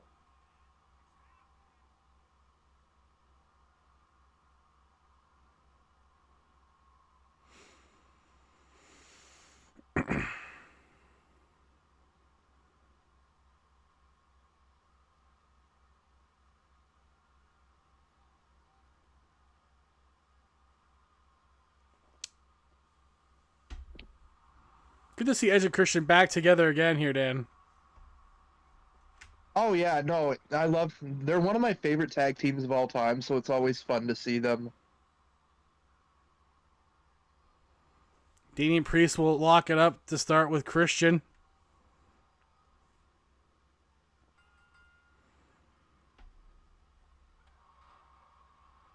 Now, Dan, do you also have an idea of who you believe will not be able to make your roster next season? I do. I have a couple of ideas. I think you and I went over that a little bit. As if I remembered any of that. That's true.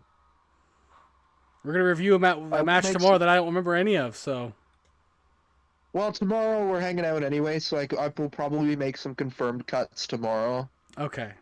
Because, yeah, I don't remember one of the matches we're doing tomorrow at all. What's that match that you don't The remember? Royal Rumble that we watched that was an hour long. I remember bits and pieces of it, because that was like a couple months ago when we watched that now. Do you remember enough to review it? I remember enough, I think. Oh, God. Maybe we should not review that one. Probably not, Maybe because we should leave that one for another time. maybe. Have we watched What- enough other matches to make a good video out of it? Yes, we have enough. In fact, I'm Yeah. going to pull it up now so I know. If it lets me do that. What the fuck? Of course, I have to look for it myself. Can't just type it in and find it.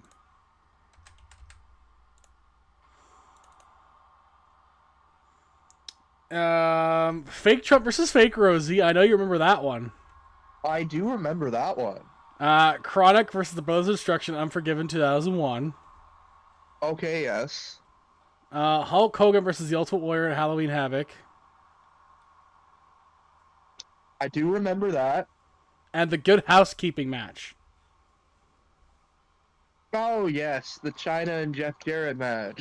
So we have 4 matches we can go through, which is fine. That'll get us by for a little bit. And then we have later on the Triple H versus Scott Steiner Rumble 3, the Rumble 03. Yeah.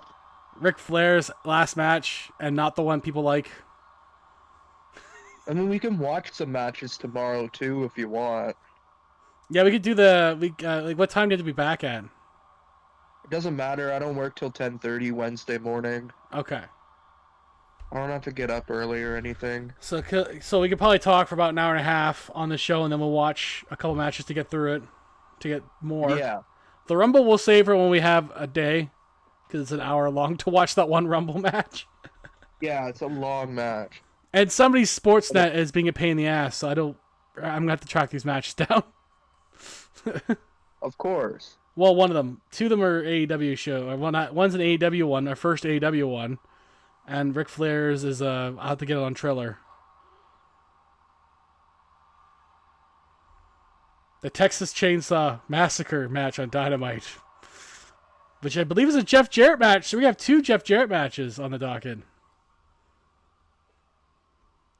Of course. I mean, that's kind of weird to see Jeff Jarrett and you think Jeff Jarrett and bad matches in the same sentence. Doesn't really mix. No, he's usually at least, in the middle of the pack. Yeah. And we'll get into the Good Housekeeping one, but I don't think the online hate is justified. No, I didn't think it was that bad at all. But we will get into it, because that was one of the ones I was like, oh, look online and see. I'm like, okay, we'll do that one. And we'll go into why we think that may be the case for people. It's definitely not the worst match. I think so far, Dan, we have seen the worst match now in that last batch. Yeah, I think so.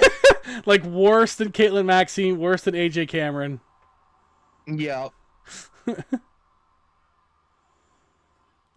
It's definitely so bad that I can't.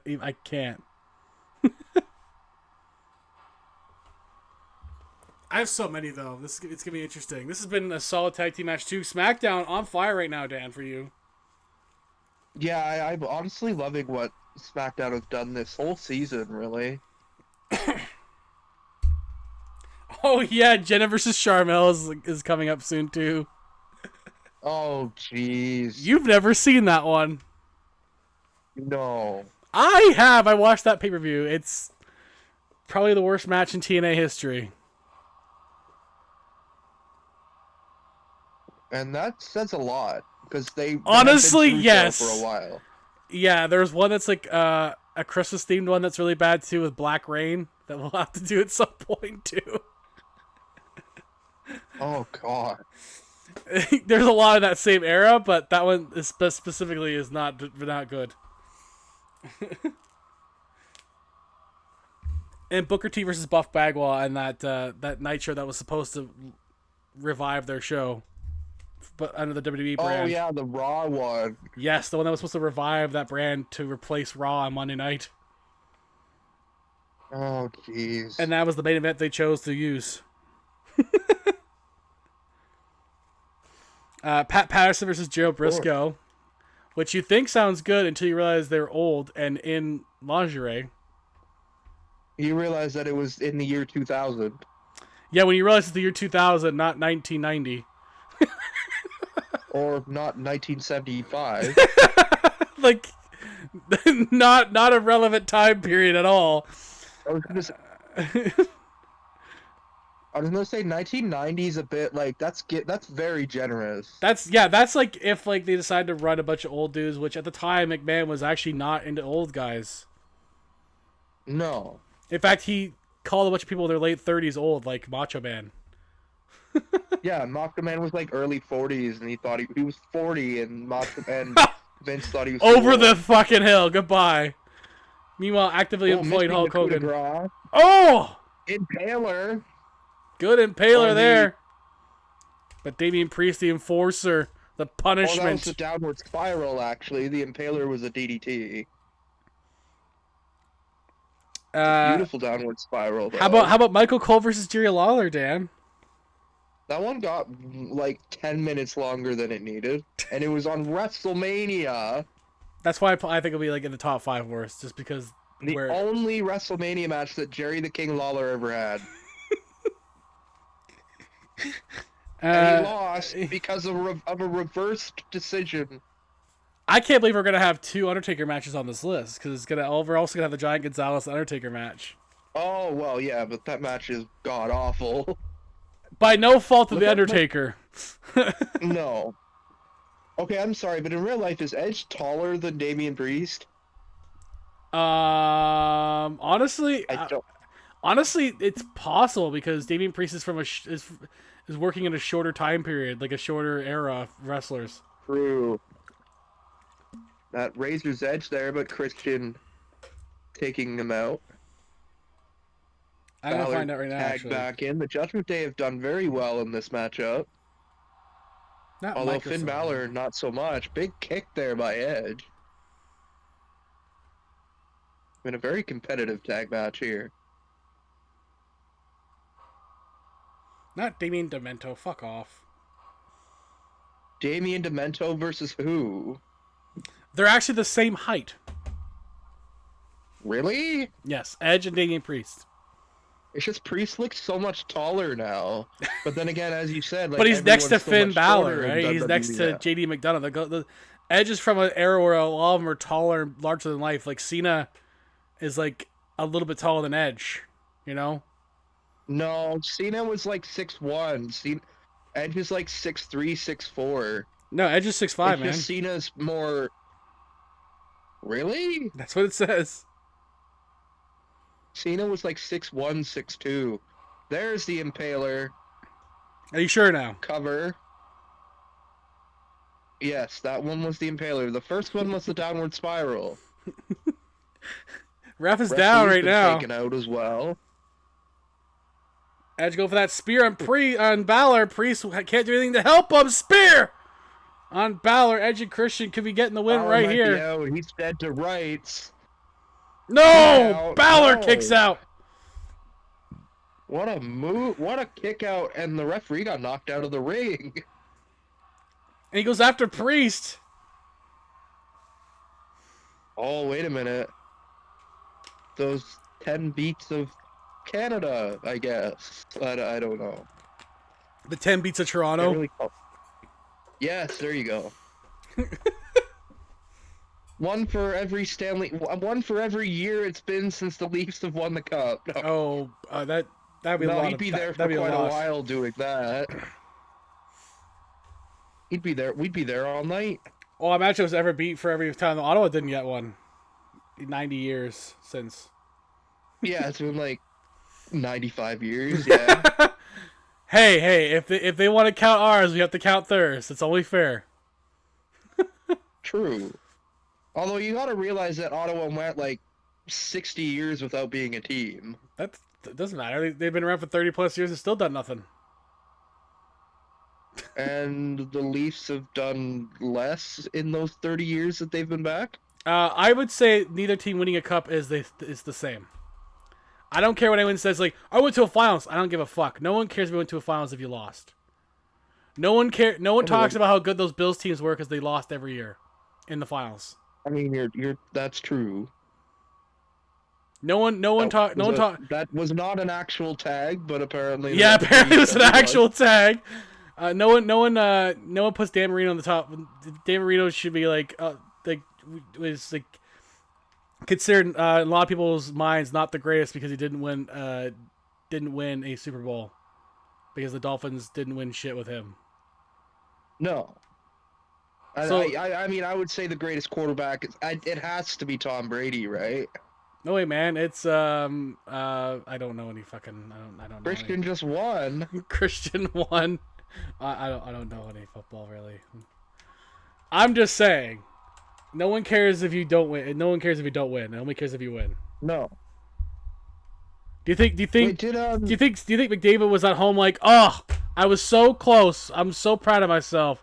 Or do you think he was pissed? No. Oh, he was pissed. Exactly. Now going back to football for a second. Oh god. Going back to football for a second, did John Elway ever win with the Broncos? I don't know. Why would I know that? I don't know. I wouldn't know that. Why the fuck would I know I don't football? know if you're I don't know. You're the one who brought up football in the first place. I was just using an analogy. Okay. I don't know football. Okay, I only know Dan Marino because of Ace Ventura. Okay, not because of football ability. Oh, of course. Anyways, two members of the Shield competed tonight against BCC. Coming up next, as SmackDown's rolling through tonight. But Dan, it seems like Cody Rhodes has stopped Damian Priest from gorilla position after Priest told his partner to walk away. He told Oh, I don't know what Cody's doing here. maybe Cody believes it was Damian Priest that sent the messages, Dan. It's very possible. I know last week there was a bit of a cryptic message there, but We also saw the beatdown I'm not of sure. Dustin Rhodes and Dusty. yeah, that was 2 weeks ago on SmackDown, but and it was the Judgment Day that perpetrated that beatdown, but I don't know what Cody's got in his mind here. Maybe he just wants some revenge. He took a bit of risk too because Damian Priest just let Finn Balor go.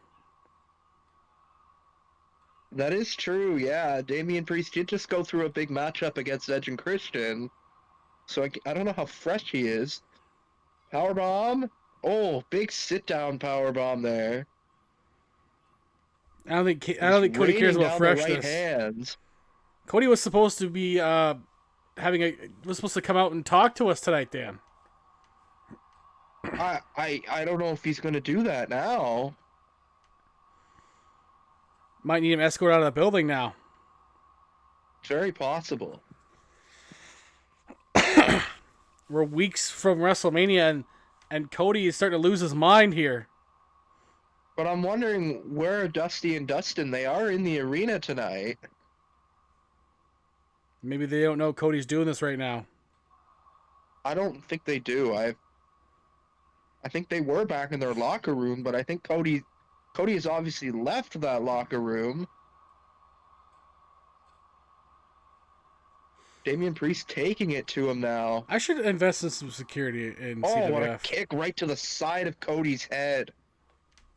I gotta invest Now in some Damian's security. got that steel chair. Every show, there's ridiculous brawls going on. I gotta look into security details.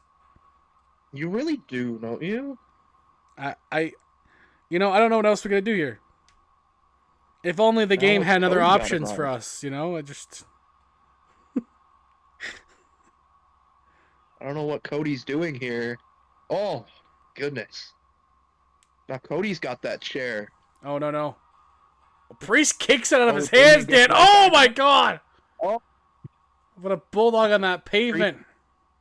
Priest is bloody now. He might injure Priest, Dan. He very well might. Oh. Down goes Cody. It's like ever since Cody lost the title, he's been on a downward trajectory mentally. He has. I don't understand what's going on right now.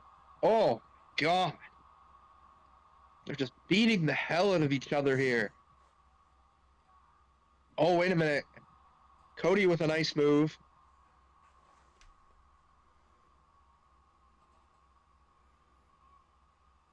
Oh, And now, oh it no. doesn't even look like Priest can defend himself. Is he gonna put him through that glass? Oh no. And is that real glass, you think? It might be. Is it the same kind of glass that Shane McMahon went through? Yeah, that's what I was thinking. Possible. Oh, Damian countered. Nice move by Priest right there. But somebody's got to come in and stop all of this. Dan, go out there and help him. I don't know if I want to get in between this. Oh my god. He's busted open again, apparently. Super busted. Oh, counter by Damien. South of Heaven. Oh my god! Cody's head hitting off that pavement, Dan. Oh my god, it's not over yet.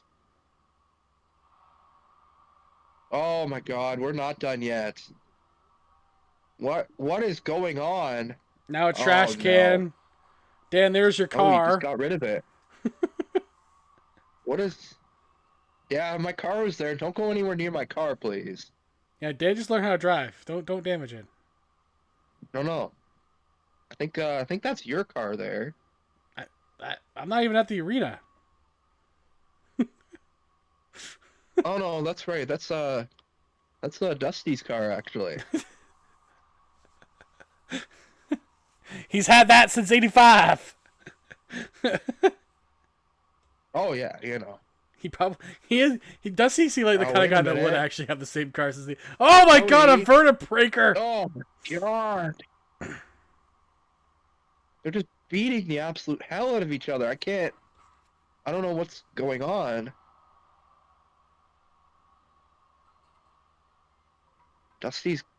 Cody's got to be hurt soon here.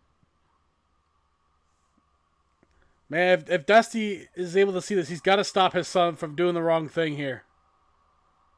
I don't know.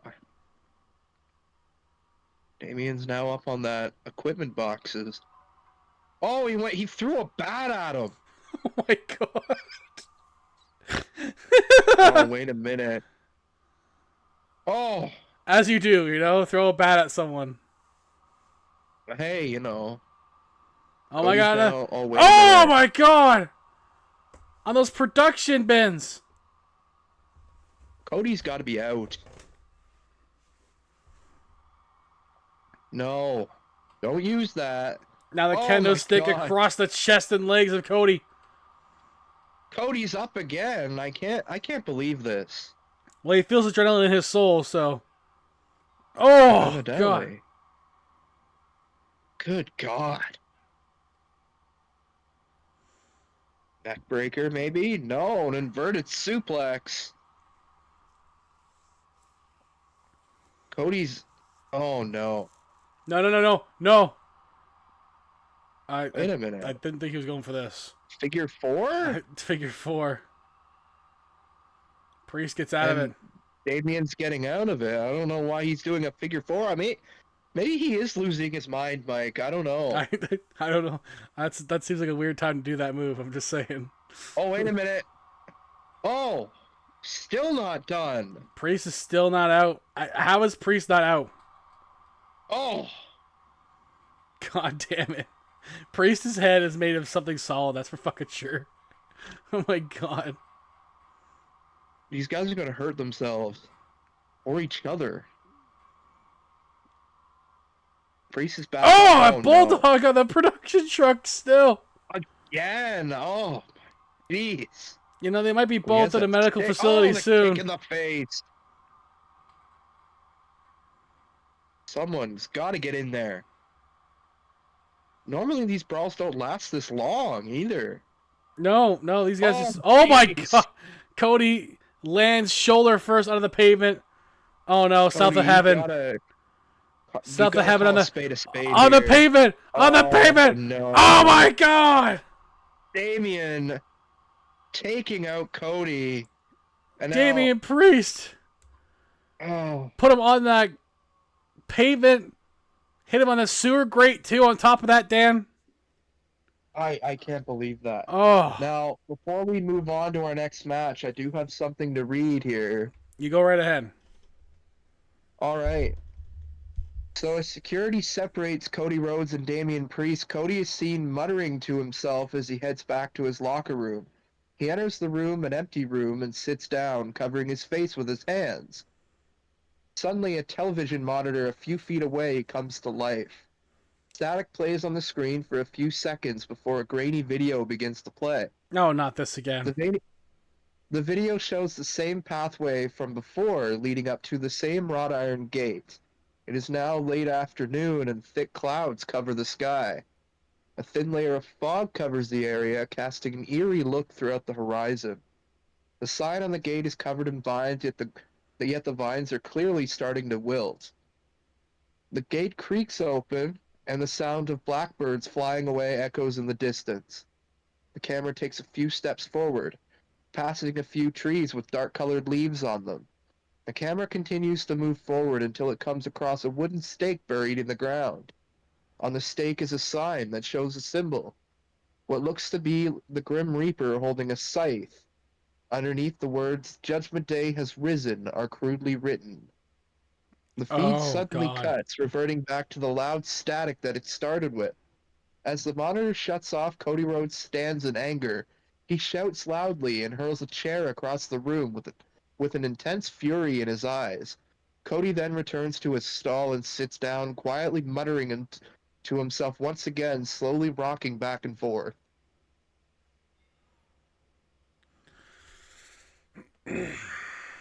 I mean, I guess that confirms that Judgment Day did it. It must be. No, not the Joe Henry stuff. Jet Lux is like, and out of nowhere comes. For God. I feel like Lux has become just as obsessed as Yeti and Zod have been. It is a good song, though.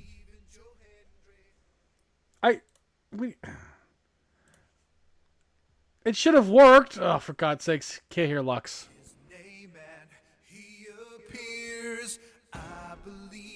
I heard it. Yeah, I don't know why Lux didn't hear it.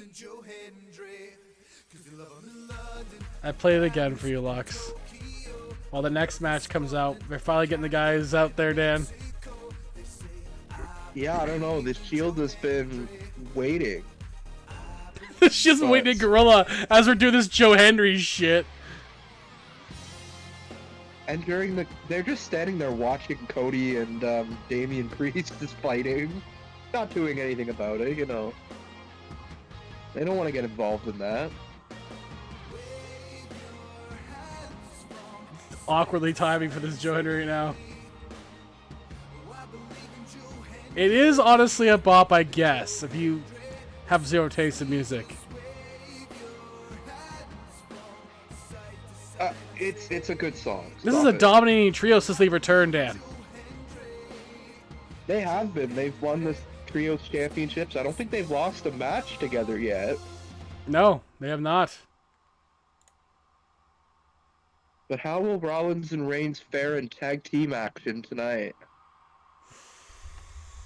Diggy Diggy is another time. You missed it. I definitely played it earlier. I did not play it earlier. I was like, no, I'm not doing it today. Yeah. I will do it for the chamber. Shield is back together. I'll do it for the chamber, Lux. You know what the other thing is too, Dan? Strong. What people forget too, what they not know, is all three of them have held the world title this season. They have. Roman Reigns started off with it.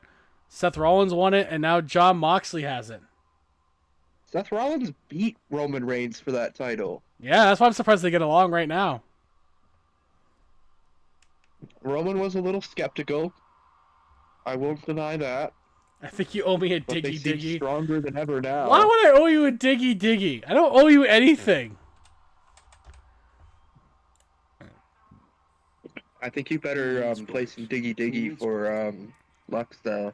Cause I said, Dad, don't help her. By the way. Hey, you said she's scary. I don't want to upset her. I also know she's Aussie, so you know they're a little. No, not Aussie. Scary people. No. No, wait, New Zealand. She's isn't it? Kiwi. Very different.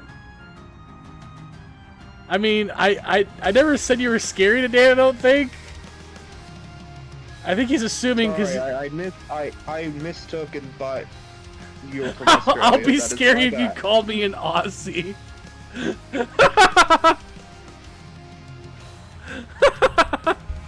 Alright, that was my bad. I'm playing Diggy Diggy for Lux. There we go.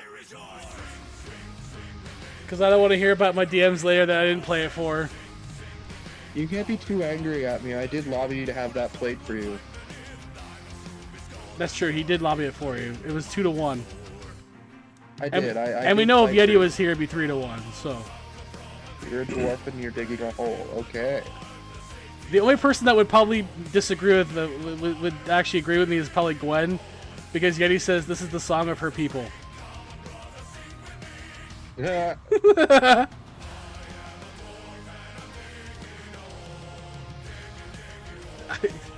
You're welcome, Lux. You're welcome. Even though I definitely wanted to play this earlier. Now, Mike, next time Gwen comes to town, is she gonna bring her little pot of gold with her? Oh my god. Did you meet her last time? I did, yeah. That's true, you did.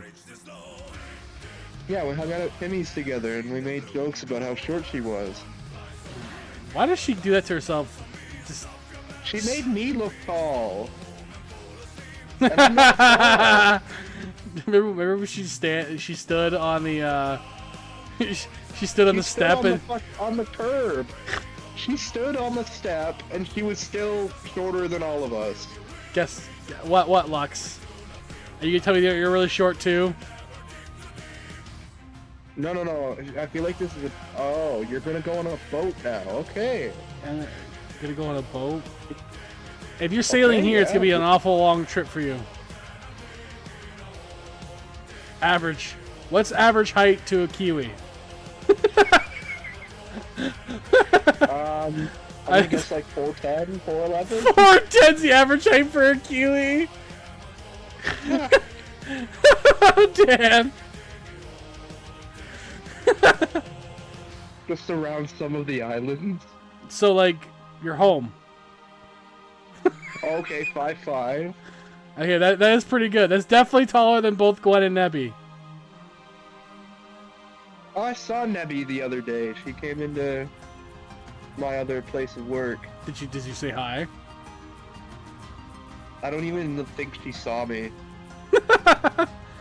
Well, did I can hardly just go... What? did Shane talk to you yet? No, he hasn't. God damn, he must have forgotten again. You need to get that man to reach out. I could reach out to him if you want. You could do it. You could do it. Honestly, the only there's only like one person. You and I are the only two with memories in our group. Okay. Yes. You for mostly wrestling related stuff, which is fucking eerie. but- Wrestling and hockey, those are like anything sports related, really. Yeah. For me, I gotta like lock down everything else, but Like I'm literally like, I'm so bad. I'm like so good at remembering hockey. It's so sad and pathetic to be honest that I can literally, and I'm not gonna do it because that would take way too long, but I can literally go back to 1967, name every single Stanley Cup winner and who they beat in the finals. yeah, From Dan's 67 all the way now. Dan's a special boy. Dan remembers the '60s, and he was born in the honestly swear that 2000s. I'm on the spectrum. I honestly swear by that. You have to be. You have to be. Probably. You've been around me enough now. You probably know. Honestly, I think the only person that isn't on the spectrum is probably me at this point in our group. Are you sure about that? Yeah, I have a different problem entirely.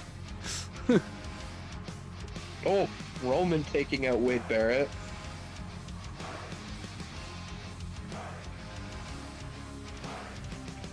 Happy Well, now? you know, Ro- Lux, I played Diggy Diggy Hole. Happy now? I Yeah. literally can't start a stream without Diggy the Hole now. Now you know Roman and Wade Barrett have quite a lot in common. You know they've both led pretty successful groups. I'm not on a spectrum. I'm on my own spectrum. That's pretty much my thought, Lux. It's like I am just my own spectrum at this point. Oh, Wade Barrett just with those shots right to the face of Roman Reigns. But yes, I saw your DM and the little package and stuff. I want to do another trip too, but I have to save up for a British Columbia trip next year. So What are you going to BC for next year? a wedding. What? No, and not mine. A wedding. I was gonna say, are you and what's her name getting married? No, I'm now? not marrying the girl that seriously. I'm not seeing. Okay, for God's sakes. What? You could take her through a drive-through wedding, be like Triple H. My God. Yeah, except Stephanie McMahon was drugged. Yes. That is a complicated point? part of that story. Your point? Mike's getting married. Heck yeah, can I be best you could man? be- No! You could be best man. First of all, I don't even know who would be the best man if I did. It'd probably Go have see Elvis. It'd probably not. I'm going to BC, not Vegas. He's also not traveling in a time machine either. She met like an Elvis impersonator in Vegas. I know. I'm not getting married, and if I had a best man, it'd probably be my cousin Ethan, because I did it for my uncle. Not even Jeff. No, it'd be my cousin Ethan, because I did it for his dad. Okay, fair enough. It's a symbolic gesture. He's not doing any of the planning anyway. No. Much like Jeff, I have to plan. I have to be actively involved in planning. So I don't like not Roman knowing now the plan. covering Bulldog. That's where my dad and I differ. He very much doesn't plan a single thing in his life anymore, whereas I plan things. Oh. Hire Hendry and Fair. Cameo as your best man. No! I'm not hiring Joe Hendry to be my best man on Cameo. That'd be awesome. He's too expensive now, though. I can't do that. I mean, by the time you get married, he'll probably be even more expensive. Shut up, Dan. It's okay, I'm no closer than you. You might be. I feel like of the four of us guys, you're the closest. Really? And you're 10 years younger. True, yes. We're getting too old. It doesn't matter anymore. Well, wait a minute. Because the girl I hang out with, I'm not seeing. But apparently, according to people like Jeff and some people at work, I've been dating her the whole time, just won't tell anyone. I wouldn't be surprised. Would I hide that from you guys? Seriously? The people at work, yes, I would. But... I don't know. I think you would have at least told me. I would have at least told Yeti and Zod by now. Well, I feel like I'd be the least likely to make jokes about it. Oh. Yeah, Jeff's the most likely to make jokes about it. He does it and not even with her. Jeff and then Yeti. Look, just because we did an overnight trip and saw a play and we bought each other gifts for Christmas last year doesn't mean we're seeing each other, alright? I know how it sounds. You're doing everything that couples do. I understand how it sounds. But you know what that's called in most places, Mike? A relationship. Oh my god. Okay, but where we're from, that's just a regular thing, okay? I can't say I've ever done overnight trips with a girl. Yeah. Bought her gifts on Christmas. What do you mean you've never done that? You've moved countries! Seen a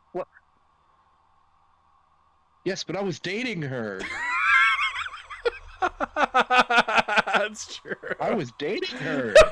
But I can't say I've done any of those things to a girl that I wasn't seeing. That's called friends. I bought you guys shit.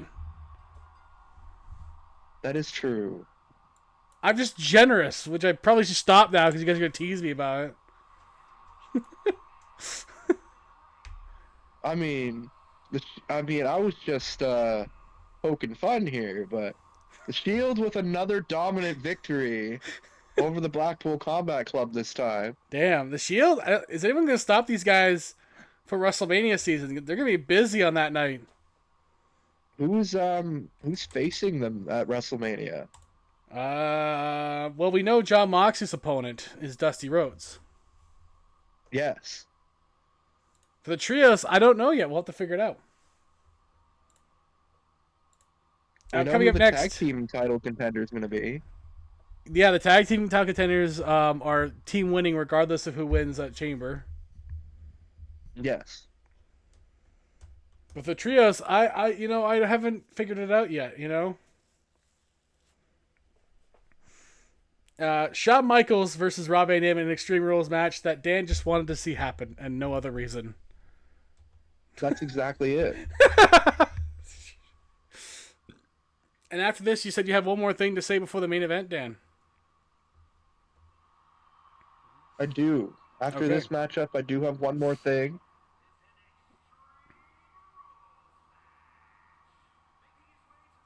All right, Lux. I know this is. Does it seem sus that you spend time with someone overnight at like a trip, and like buy each other gifts and stuff, but you're only friends. You're not seeing them. Is that Did you sus? sleep in the same room as her? Yeah, but 2 different beds. It's cheaper. I wasn't banging you. Well, no. Thank fuck for that.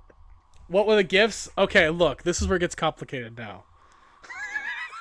I mean, the gift she gave you at Christmas was pretty expensive. Look, I get it. The gift that she gave me was a very expensive gift.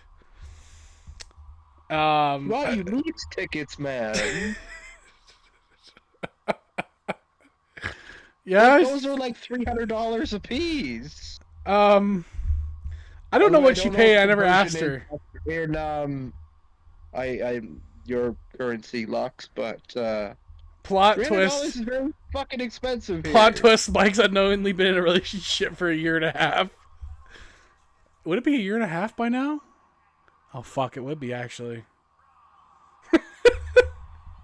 Yeah, I mean, what? I met her back in like March. Yeah, we reconnected in the summer of 2023. It's been almost a year and a half. Fuck's sakes, Lux, you're not helping. Okay, so the gift I got her, I get it. So she told me a story about her ex losing her bracelet. And it was you got her that exact same bracelet. No, I got her a different one. I got her a Pandora bracelet with Stitch on it from Lilo and Stitch. You know who usually buys? You know who a guy would usually buy a Pandora bracelet for? Let me see. It starts with a G and has the word friend in it.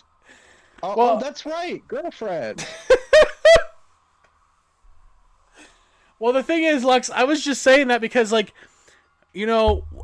I did something else for 3 other dudes, and, well, technically 2 of them did pay for it, but still, the overnight trip, a bit of an expensive gift, hotel room, and I'm not sleeping with that person either, but here he is.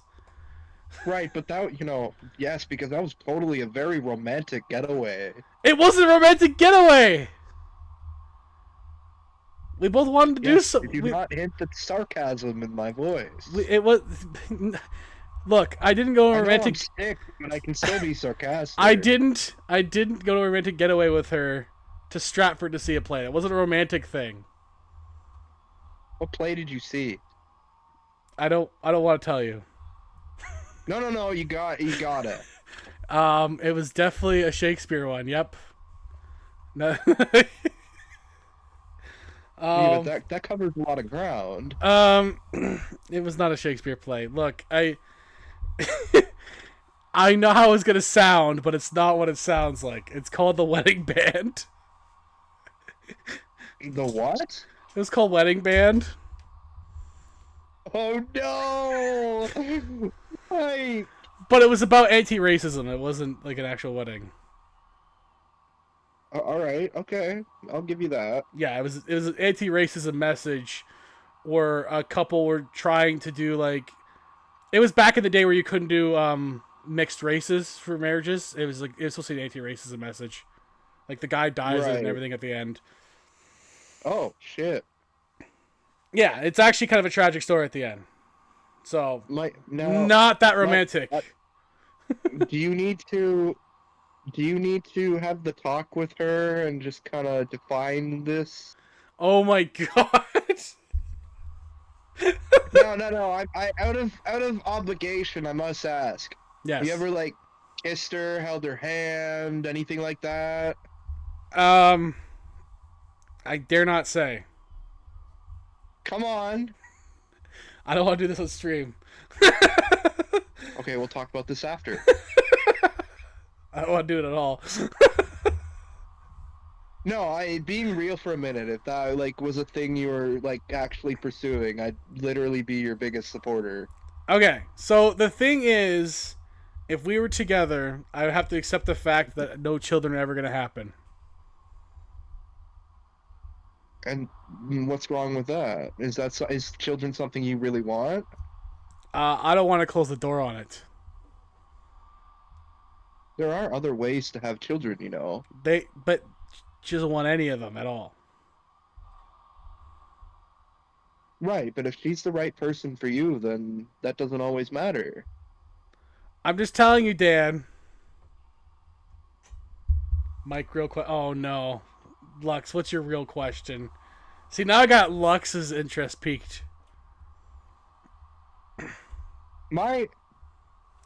Is this you in this video? What the heck video is this? Scam. Being No, I'm kidding. You wear a wedding ring. Plus, no, that's a friendship. being accidentally married. Shut up, Lux. She sent me a video about a guy being accidentally married. He didn't know it. God, no, Lux. Okay.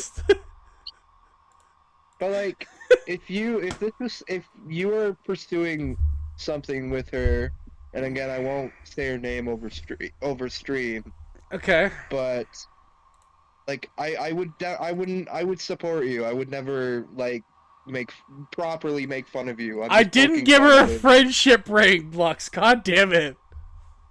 No promise rings. I guess just the bracelet. Which I was gonna get a bead for Christmas, but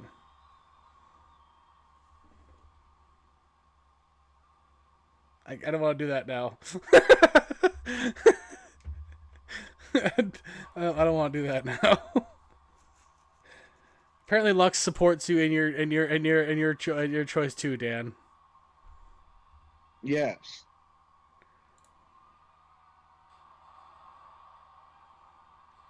I just don't think it's ever gonna be a thing. So.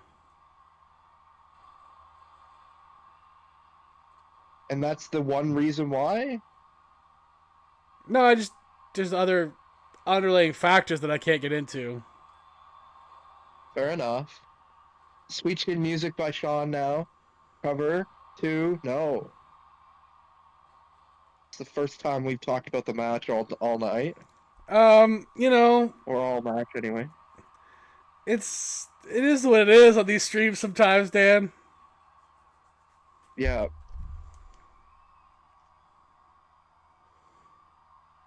Michael's thrown over the ropes.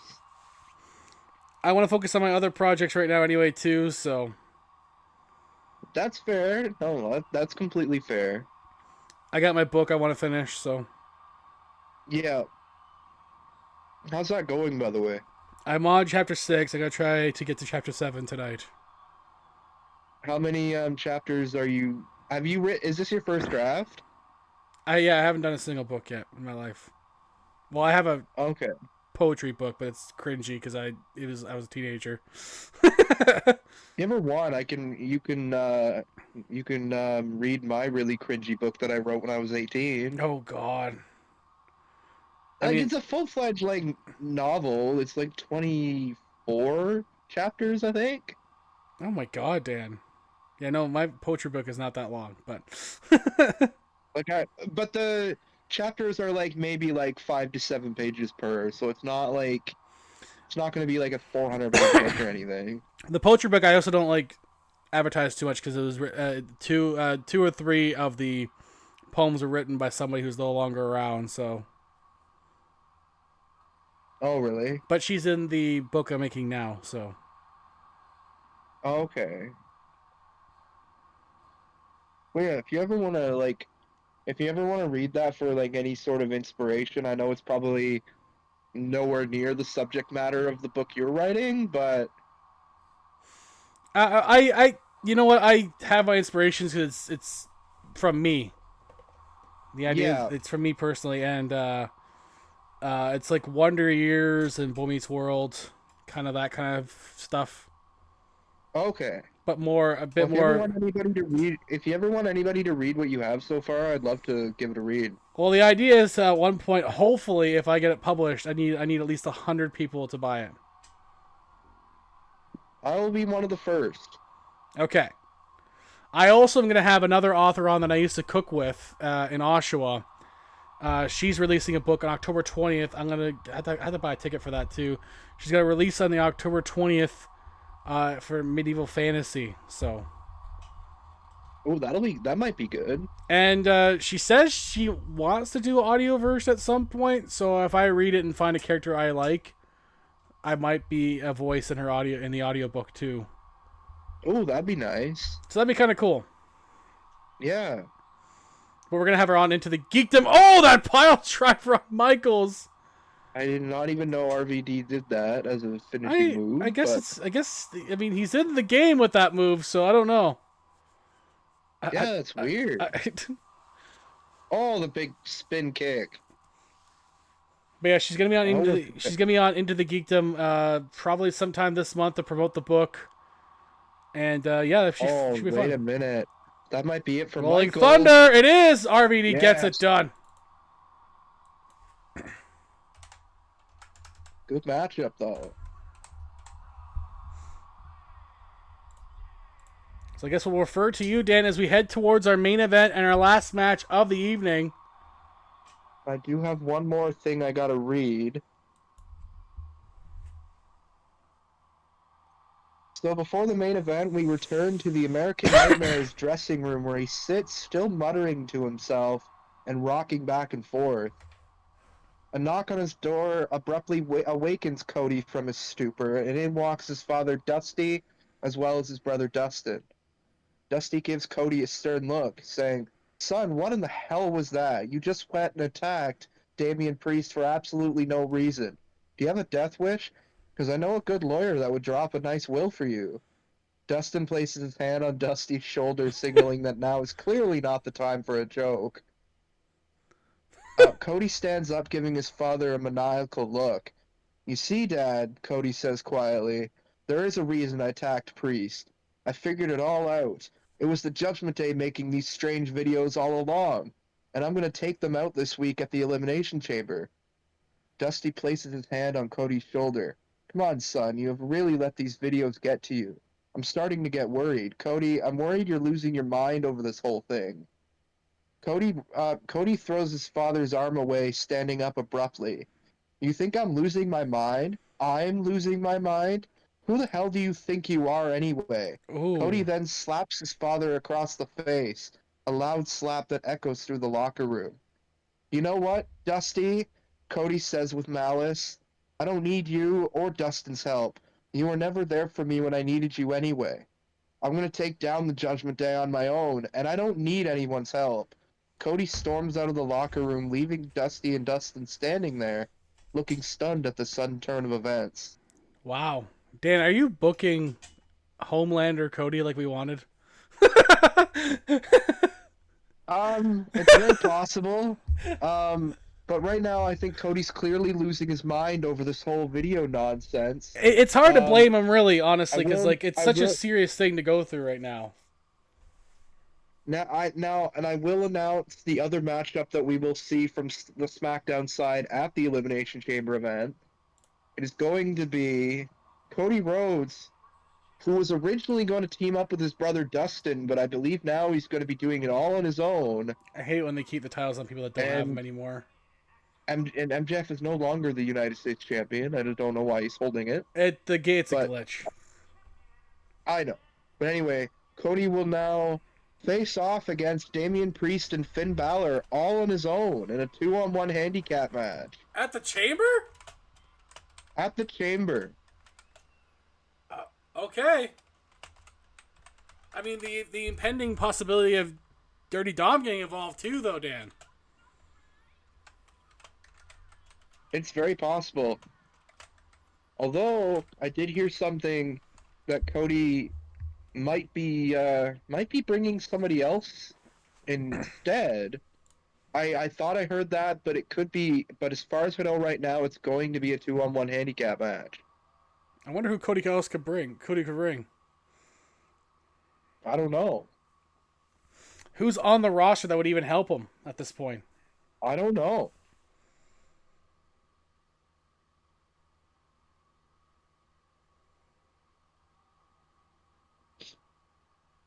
I am actually going to tell you right now who it is, just in DMs. Okay. Man, Moxley cleaning house since joining your team. This man has had a complete redemption arc on SmackDown. Completely turned his career around with you, Dan. Oh, I know.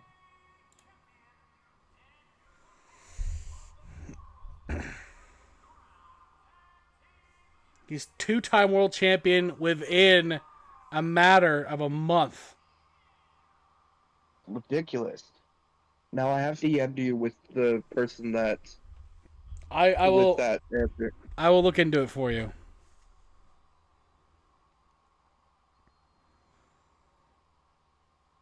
I don't know. I don't know if he's competing already at the Chamber. He is not. So, but this person is. I've been told that this person is available has been made available for me to use at least once. Okay. So I guess I wonder who MJF's phone call is. I'm curious how that's gonna go. I don't even know I if don't he know. has. I think that one's all on you. I think I don't even know who it's gonna be. Yeah, I don't. Does he have a lot of friends left at this point? I don't know. I think he tends to lose his friends when he tells them that he's better than them and they know it. Yeah, who is S enough to like go along with it? Like I have to because I want to take out Joe Hendry, but I mentioned last night that like once I win and beat Joe Hendry here, I am done with his ass. I'm not talking about him anymore. I'm not facing him anymore. We're done with him. I don't know who MJF is going to bring in that's going to make a difference here, but he has to be a factor. No idea. SLBF is injured, so we have to make better plans on that. It'll be myself versus SLBF when he's recovered. Oh, MJF! MJF. Just jumping from like almost in like center of the ring there, Dan. Showing that athleticism that he has. And now MJF Moxley usually with that neck breaker on the floor. MJF sometimes calls a match off and just doesn't want to do it, but this is a match between two world champions. Oh, and Moxley couldn't repeat it. No. These are two marquee men's world champions in this match, the World X Champion and the men's world champion. Both of which will be defending their titles at WrestleMania. That's right, MJF will face whoever wins at the Chamber. Danielson, Okada, AJ Styles, Luchasaurus, Tama Tonga, or one more representative in there. Moxley will defend against Dusty Rhodes. The other factor is, too, Dan, Dolph Ziggler. I've heard that Dolph Ziggler next week will make his decision. Whether or not he's going to cash in at WrestleMania or not. We will hear from Dolph Ziggler next week on SmackDown, week 21. Okay. He will make his decision I'm curious how that's going to go. on when he will cash in that Money in the Bank contract. Because he has until WrestleMania Night 1 to do so. Although if he calls his shot before then, It'll be fine. yes. But I believe next week he will call his shot. And I'm wondering when he's going to want that shot. We know the main MJF event. with another springboard. We know the main event for night 1 will be China versus Rhea Ripley for the Women's World Championship. Rhea Ripley never lost that title, Dan, and it's about due she gets it back. I think it's about time, but China's going to be a pretty big opponent for her to face. And we will confirm Hulk Hogan. It'll be either Hulk Hogan or Ken Shamrock will face CM Punk at WrestleMania for the AEW Championship. That's going to be an excellent match regardless. And Team Winning waiting for his opponent. That's going to be interesting. WrestleMania coming together already, and we're still 4 weeks out. And I've also heard that Macho Man wants to announce another challenge of his own too, Dan, that might pertain to you. So, Wow, that'll be interesting. I will look forward to see what will happen there. and of course we'll have the 2 Gold Rush matches. In that match, 8 people will walk in, 4 will leave with briefcases, guaranteeing a world title shot. They don't know which title yet. He does the stomp. His friends stomp there, Dan. I don't understand. Oh, big kick Moxley out by MJF. knows the stomp. Okay. And I didn't even know he did that move. I didn't even know he used it. John Moxley's went for almost like an elbow strike there and missed. Mox has been on MJF another now level this season. Moxley with an amazing redemption arc this season. Now he's facing off against another one of SmackDown's best. Paradigm shift. No, Oh, he got blocked out of by it. MJF.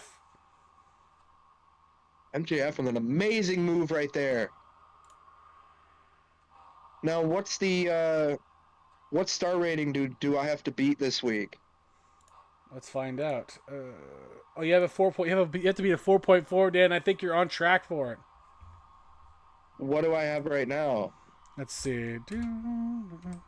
Is that a 5? I think like a 4.5, I think was that tag match. Or the Edge and Christian tag match. I don't remember what that You have was. a 4.2. You have a 4? 4.25 right now. I'm at 4.25. So I need like a 4.5 in this match. Yep.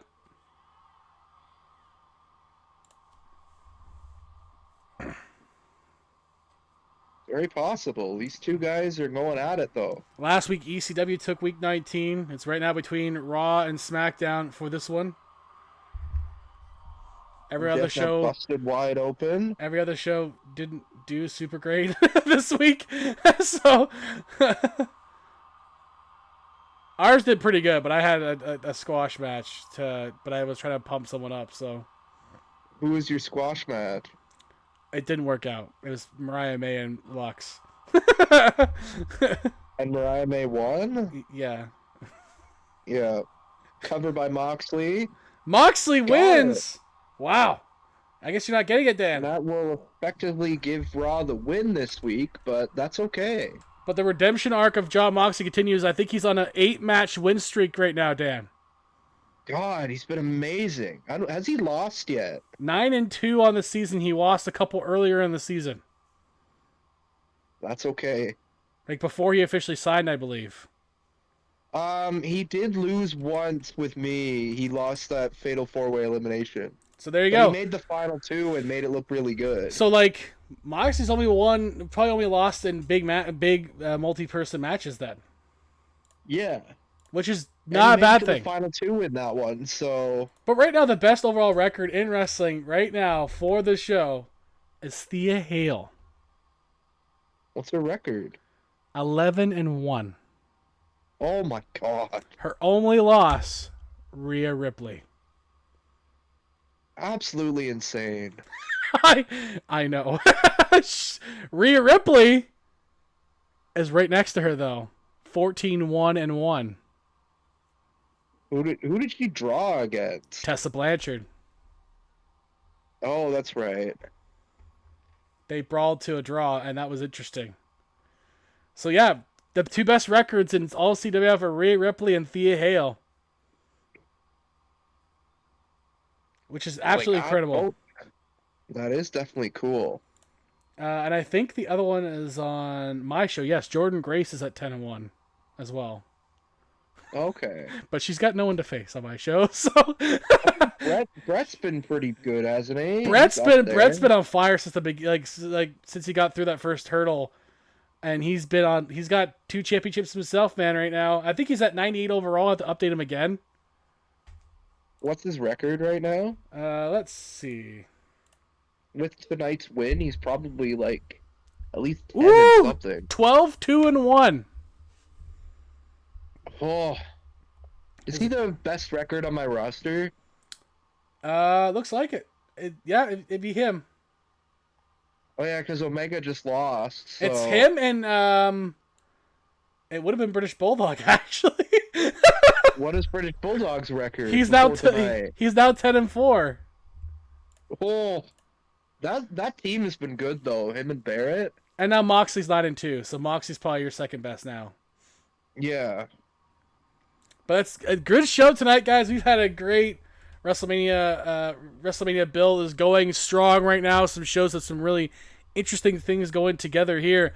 I'm curious what's going to happen with Cody, and will it come to fruition at WrestleMania? That's the big question for SmackDown. Next week, I'll have what I believe, what I'm going to call like the big questions for each show of what could potentially be a big thing happening at WrestleMania. AEW has the NWO thing. Raw still has the Final Cut, who've been notoriously ripping apart their roster. Ring of Honor still has Bray Wyatt tormenting the roster. There's a lot of things up in the air still, and we're going to find out what's going to happen very soon. But for now, thank you guys for coming on in. Check us out tomorrow. We're going to have a live Screwjob Effect with Dan himself here with me in person. And on Wednesday, it'll be the Chamber match itself. And on the weekend, we have the Community Night collaboration with Sally Nightmare and her crew. It'll be either Pummel Party or Party Animals. And we'll do more of the Agatha Christie ABC murders to change up things a little bit here, because it seems like it helps bring you guys more interest, which is good because I enjoy playing those games with you guys. Thank you, Dan, for coming on in. We are done for tonight. But like I said, we have a couple more nights to go this week, so